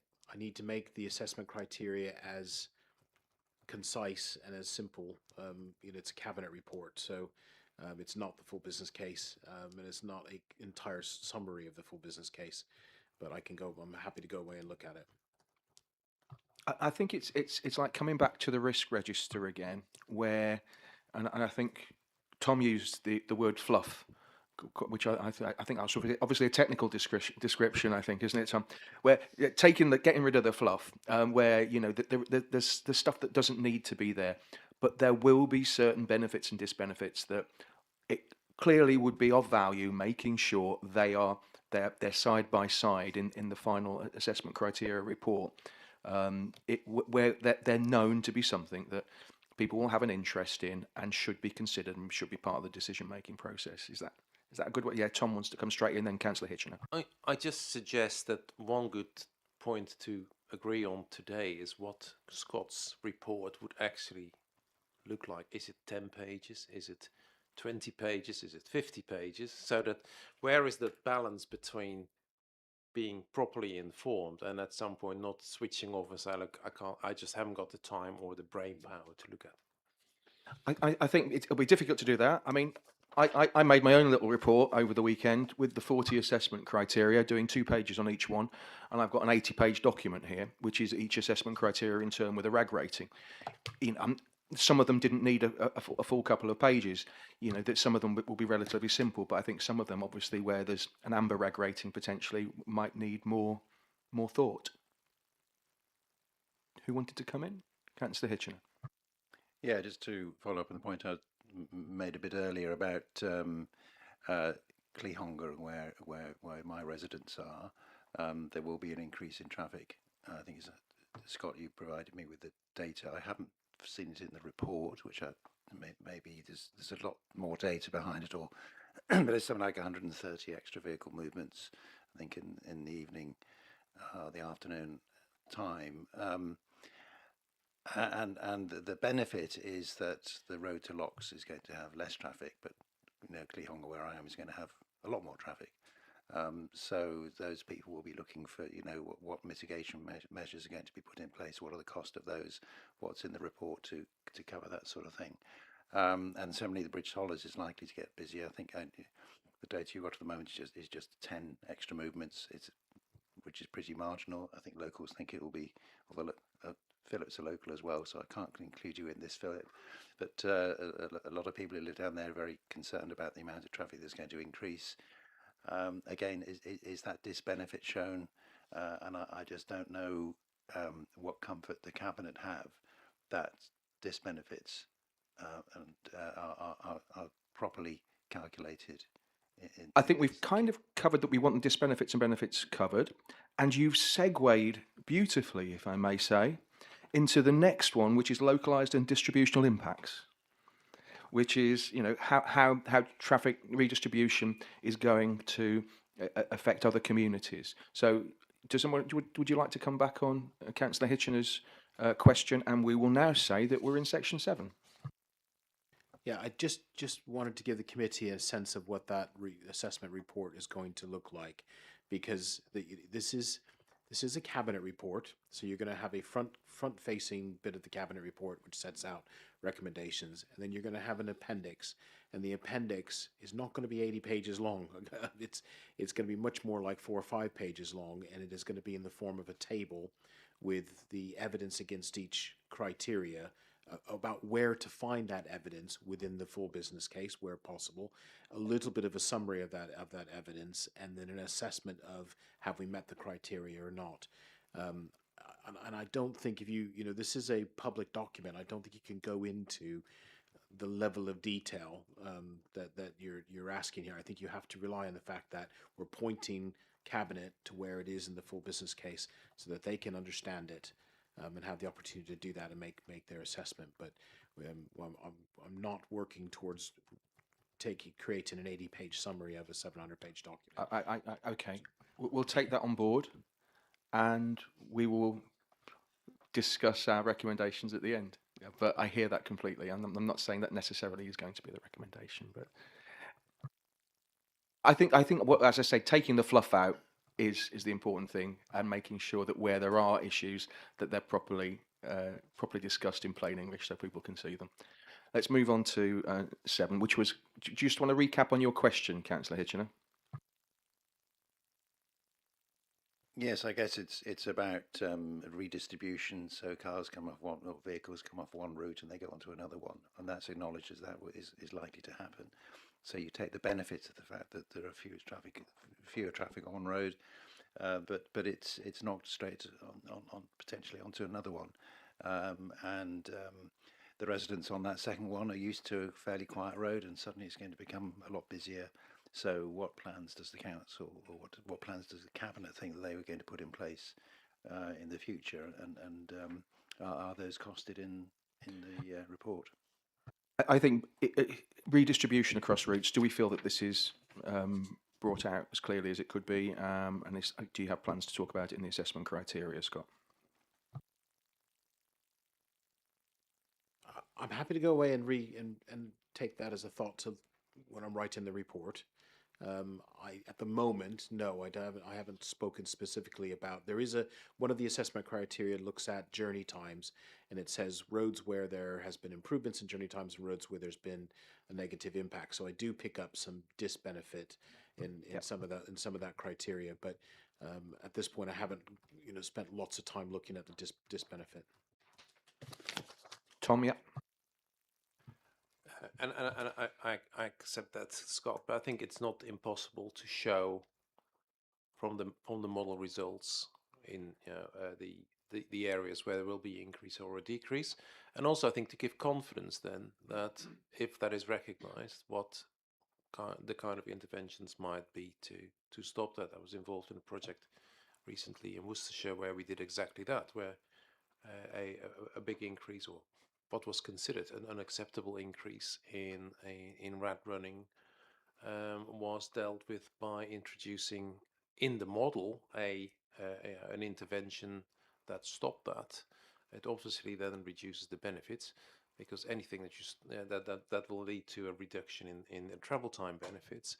But that's exactly what a business case would want to look at in terms of where are the distributional effects, and how, if we recognize those, what can we do about them, and what will be the impacts. And it's not a huge amount of work. Paul, would you agree that that could be drawn out relatively quickly and easily from the full report? Yeah, because we've got an Appendix H as part of the full business case is the distributional impacts assessment, and that does give in quite granular detail in the maps where the impacts are, where the increases and decreases are in traffic, in noise, air quality, etc. So that information is available that can be drawn out. Great. Councillor Swinglehurst, I'm aware I haven't brought you into the conversation. Do you agree that that would be useful information for Cabinet when making its decision? Yes, I do, because I think it's important that we that we look at this in the round, because it has to be an unbalanced decision, as all decisions are. So yeah, I think, and I think also the point you're making about getting rid of the fluff, and that we have to be able to see what's there, and so surfacing those things are important. Thank you. That's great. I mean, I think most people around the table will know where the key areas, where there are questions and concerns, and just making sure that those are front and central in the final report, I think would be of value to everybody. Any more questions? Oh, you wanted to come in, Councillor Baker, of course. One of the benefits we're told in the report is the 25% of the contract costs going to Herefordshire-based businesses. I just wondered who will monitor that, and will Tarmac, they're the big road surfacing firm, they're just outside of Herefordshire, aren't they? I wondered whether they will apply.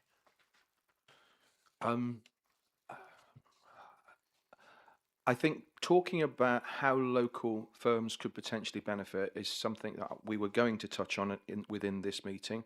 I know Councillor Simmons has got a specific question around that, and maybe now's a good time to bring that in, and Scott and or others can respond to the whole question. How's that? Thank you very much. That's really kind, Chair. Yeah, talking on the back of Councillor Baker's element about 25% of contract costs being located to firms within Herefordshire, I'm assuming that's written into the current, well, we've got the design and element of it, and then we've got the second stage contract. Obviously, we don't have sight of that, nor potentially should we, but there's some elements that I want to try and understand, and I see some wider benefits too. So it is a huge financial risk. I think we're all beginning to draw some of those risks out. It is public money. How do we best ensure that that public money isn't handed over and then is either lost through insolvency or has negative impacts on the supply chain? So, contracts usually have, tier 1 contractor, the main contractor, then you have tier 2, tier 3, tier 4, etc. Each of those tiers gets paid once the other tier above it has been paid generally, which leads to people at the lower tiers pricing in risk of either delay in payment or risk of, any tier above them going bankrupt or insolvent. I'm not suggesting any of them are, but I just looking at things like, have we looked at writing into the contract things like digital parallel payment accounts, for example, so that we retain the funds and they are then paid to all tiers at one point, therefore reducing the risk of any of those tiers getting paid late. They all get paid on the same terms, and it's all, the finances are held within the council.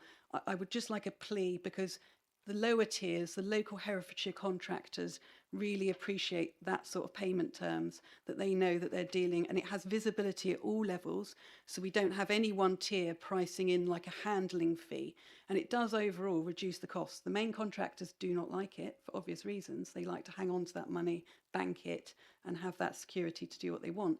But I think we should be in a position with public money, because this is coming through and being paid on taxpayers, that we have better control and payment of that. So I think it relates very much to Councillor Baker's point about local contractors and ensuring that's a requirement. Thank you. I think Councillor Simmons spoke to me about this before, and it did seem like a very sensible idea and a question. I wondered if you could respond. Yeah, happy to. So, one, whilst the contract is confidential, I think we probably could share the tender documents with the committee.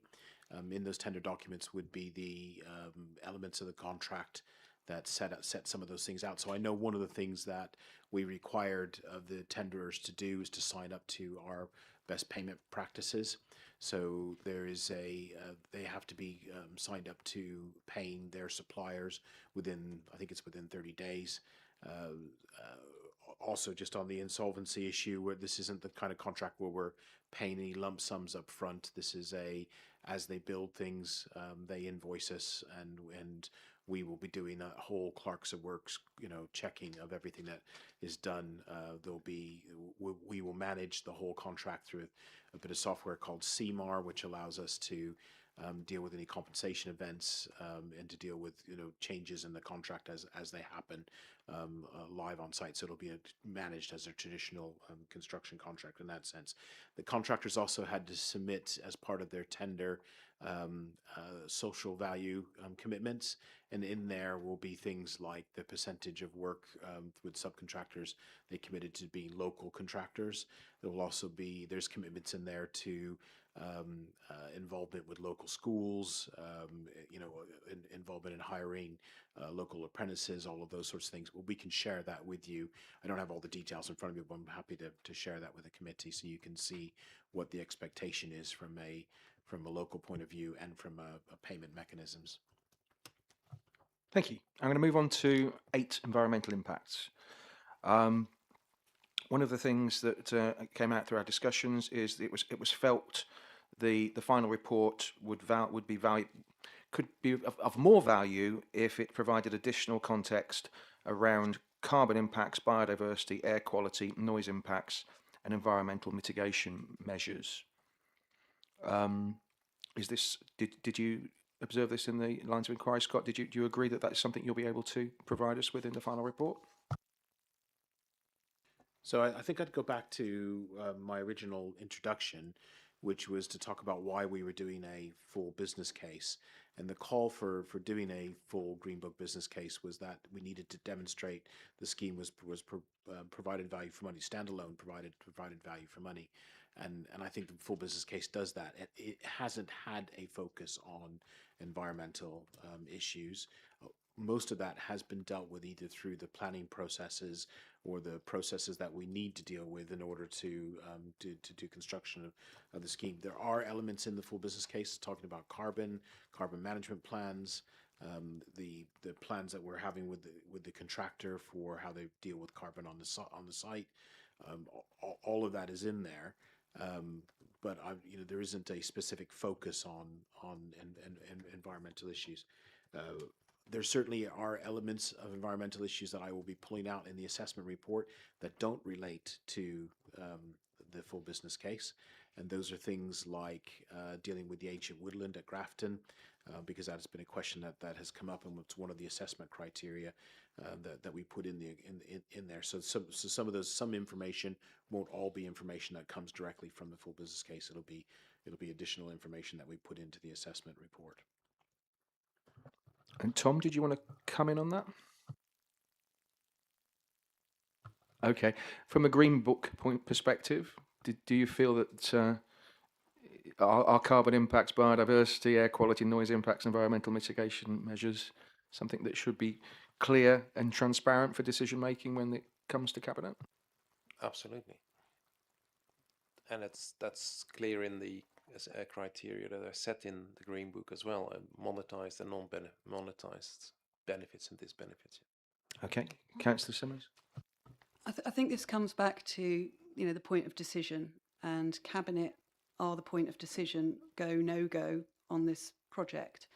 And as the decision maker at that point, they have to have all the relevant information to make that decision. Transport appraisal process takes the 5-case model, but it also has, in parallel running with it, the environmental appraisal that runs alongside, and it needs to have that information fed across. Now, it's absolutely right that you've got the 5-case model in there. It's what we asked for. It's going to be really useful to Cabinet to have that, but they do need to make their decision with clear understanding of what the environmental benefits and disbenefits are. So I don't know how you want to put that information before them, whether it's a separate report, but it absolutely needs to be there, front and centre for them. Thank you. Yeah. Robert. That's better. Well done. Yes. In the benefit and disbenefit side of the air quality issue, there's two different times. First of all, there's the construction phase where there are issues, and then once it's running, there is the comparisons before and after comparisons.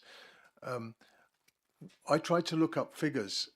I can find average traffic speeds through the existing A49 through the city at different times of the day, but they don't actually tell the true story of pollution from those vehicles, because stop-start is a lot different to an average speed. So if the average speed was 20 mile an hour, that would be one thing. If the average speed is 20 mile an hour with sometimes at 30 and sometimes at 10, it is different. And I couldn't find figures for that. So I wonder, first question is, as the existing air quality problems caused by the A49 been calculated on that basis? And the other point I would like to make is that the best I've can find and everything I've ever known about this is that the most efficient vehicle speed for fuel consumption, which is directly proportional to emissions, is 45 to 55 miles an hour. So if you've got a highway which is speed limited at 60, likely to be averages at 55 or less, that should be a considerable emission saving on the typical vehicle speeds through the city as it stands at the moment. So I'm wondering how the air quality figures were done. First of all, a very accurate basis through the city, and the difference between the construction phase and the completion after completion, and whether or not those are the numbers that are taken into account. I couldn't find it in the report, and of course I've just skimmed it. I'm a stand-in for this committee, but I did try and look out separately what figures I could find. Doesn't seem to be any accurate figures for emissions of vehicles through the city based on the typical stop-start motoring that entails. It all seemed to be based on average speeds, which is a different thing. Thanks. Do you want to come in? Thank you. Yeah. So within the model, so we do model speeds on each individual road link, and that individual speed on that particular link, which can be between two individual junctions, is what has been used to calculate the emissions for that individual link. So those come out of the transport model. What are the average speeds for that time period? So it is averages which have been used to calculate that, but it has been calculated for every link within the city and within the study area. And again, referring back to the plans that we have in the distributional impact assessment, you can see within there where there are increases in traffic and therefore increases in emissions, and also where all the reductions, and also where there's no change as well. It's important to note as well, one of the things that we did highlight within the report, and again this is for Hereford, for the city, does have an air quality management area. The trend on that has been the amount of emissions within the city has been going down, and we know from speaking with the colleagues in your environmental team, they're in the process of actually starting to revoke the air quality management area for the city of Hereford, because the emissions are now well within, and have been for the last 5 years, within the amount. So we're in a situation where the emissions within the city itself are already falling anyway, as measured by the sensors and equipment you have around the city. And so what we've taken from our model does align with what's actually been modelled and observed on the street in terms of the levels that we're seeing. But the important thing from the modelling is it's not just the absolute, it's the differences that we see, and the difference is the key thing we need to focus on, is in where we think there's going to be increases and where we think there's going to be decreases, and what we think the scale of that difference is likely to be.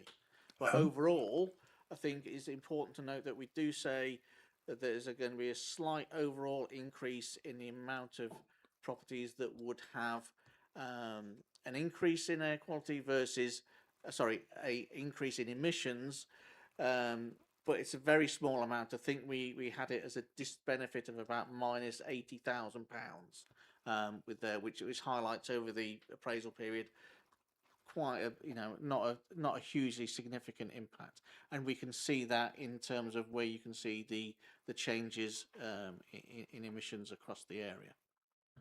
Just to clarify, because the emissions measurements around the city don't measure CO2 emissions, which are the No, global warming emissions. They measure things like NOx So and particulates. I was talking specifically about NOx and particulates. Yeah. We've also done carbon, and so we've done carbon as well. We've done user carbon, which has come from the vehicles. So again, that's come from the model.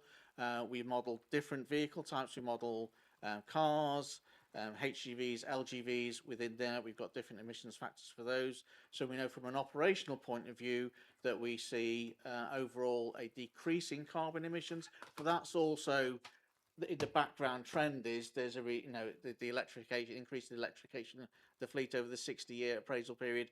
You would expect to see that anyway. And as also in terms of what Scott referred to earlier, we also have done a carbon management plan, and we also have calculated the embedded carbon that will be put into the scheme in terms of the materials, etc., that is going to be used within there as well. So that is all included within the appraisal that we have done. It doesn't seem to be an accurate measure. Just all right. I'll stop. Maybe I'll write to you about Okay, or if needs be, but I do think I'm conscious of what we're trying to achieve today. I think we've done a lot of really good scrutiny. I'm looking at the next topic. I'm going to move on to affordability and cost assumptions. And what I'm actually going to say is I think we've covered a great deal of this already within the risk section. So, and I don't think we need to, especially around contingencies, and I think we have some recommendations that have already come out. So what I think we're now in a situation where we can potentially take a break from the live stream and for about 15 minutes and make our recommendations. I have got one eye on the clock.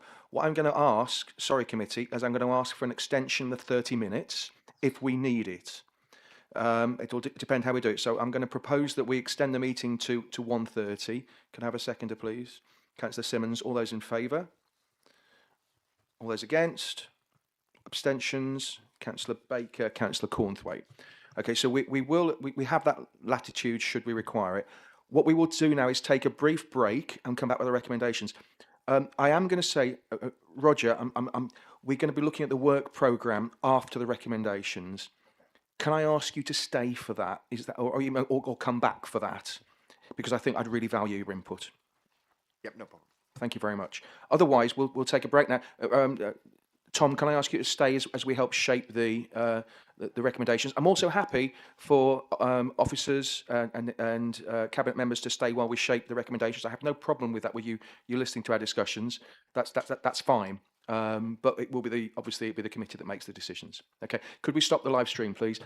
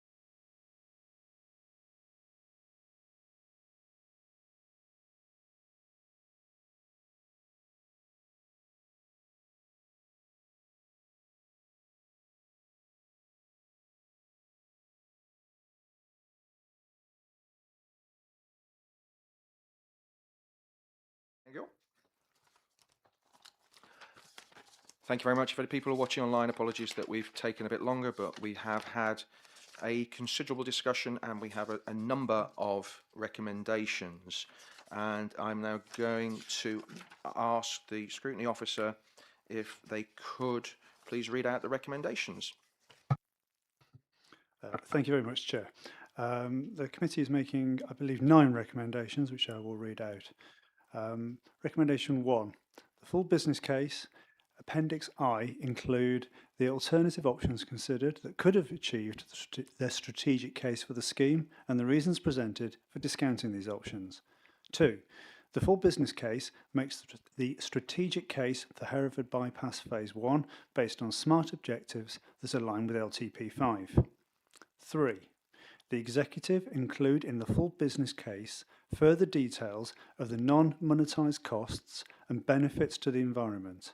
This information should be pulled through from the environmental impact assessment and other environmental appraisals and assessments undertaken in line with the DFT Green Book requirements. 4.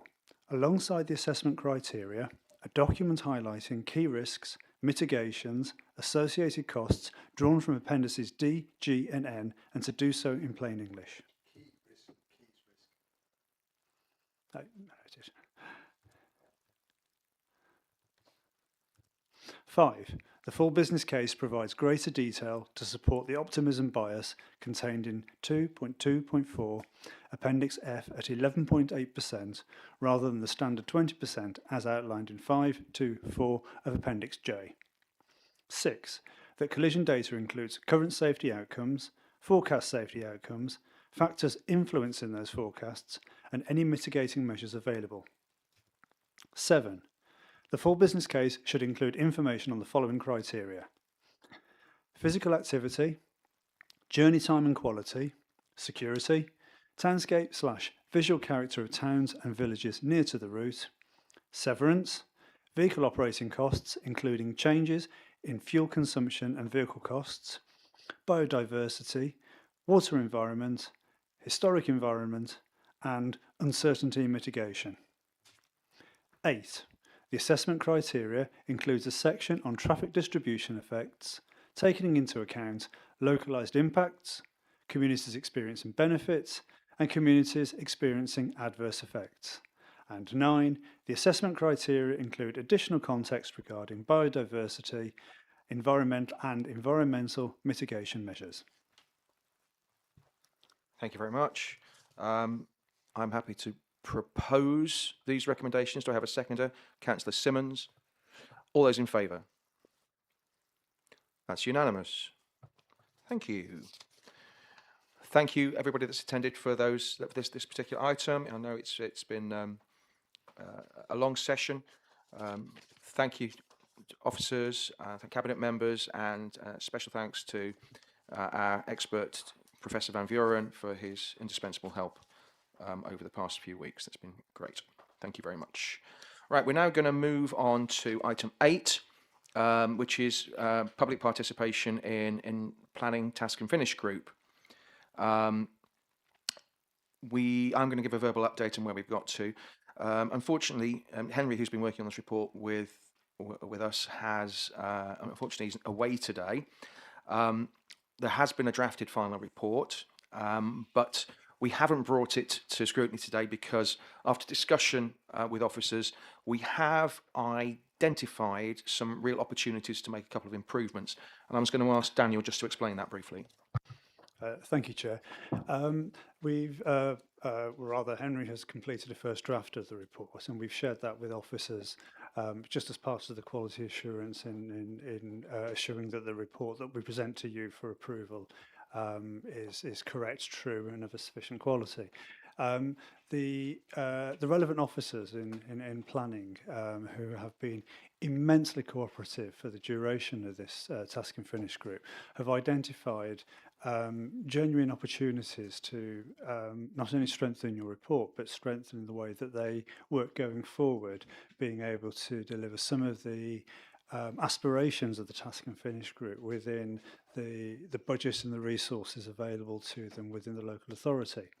So the officers have responded with those suggestions, and Henry and I will be working through those and with officers to identify those resources within the local authority that will be able to contribute to some of those aspirations that you've highlighted. Obviously, we need a bit of time to do that, so we have not had time the last couple of weeks to carry on that work, but Henry and I will be meeting later in the week to get that rolling, and we're confident that we'll be able to include those suggestions in a meaningful way into a final report. So we intend to provide that report to your next meeting on the 22nd of September rather than today. So apologies for that, but we feel that doing the work properly is, and thoroughly is far more important than to get it done quickly. That's great. And I'd like to take this opportunity, if I could, to personally thank Henry on behalf of the committee for all the work he's done on this report. Some of you may be aware that Henry's leaving the council, moving on to pastures new, and sadly won't be at our meeting in September, but he continues to work on the report, and he's, from what I've seen, he's done a fabulous job so far. So I want to extend my thanks and gratitude for all the work he's done, and look forward to seeing the finished article presented to our meeting in September. We're moving on to work programme. I had hoped Roger would be here for this work programme, but I will make it a point here that we were looking to bring broadband to our meeting in September. Daniel, do you want to explain why we're unable to bring broadband to this meeting? I think the challenge that we faced is at the moment is that we have no resource within the local authority that's currently concerning itself with broadband. That we have no statutory duties around broadband, and therefore we have no officer that's responsible for broadband at the moment. So what we are, I think what we've proposed is that we will, I'm in negotiation with the Director of Resource to pull together a briefing that we can present to you at a future meeting. But in the context of being able to bring this to the meeting today, that wasn't possible, unfortunately. So I'm working on it, and we hope to have something for you in September. And just to publicly say, we had hoped to work with Comms on asking the general public for their experience of broadband across the county, both businesses and residential. And I still hope Comms will come forward and help us with some form of survey, but as yet that hasn't been realised. So we will continue to push on that as well. I'd like to see that.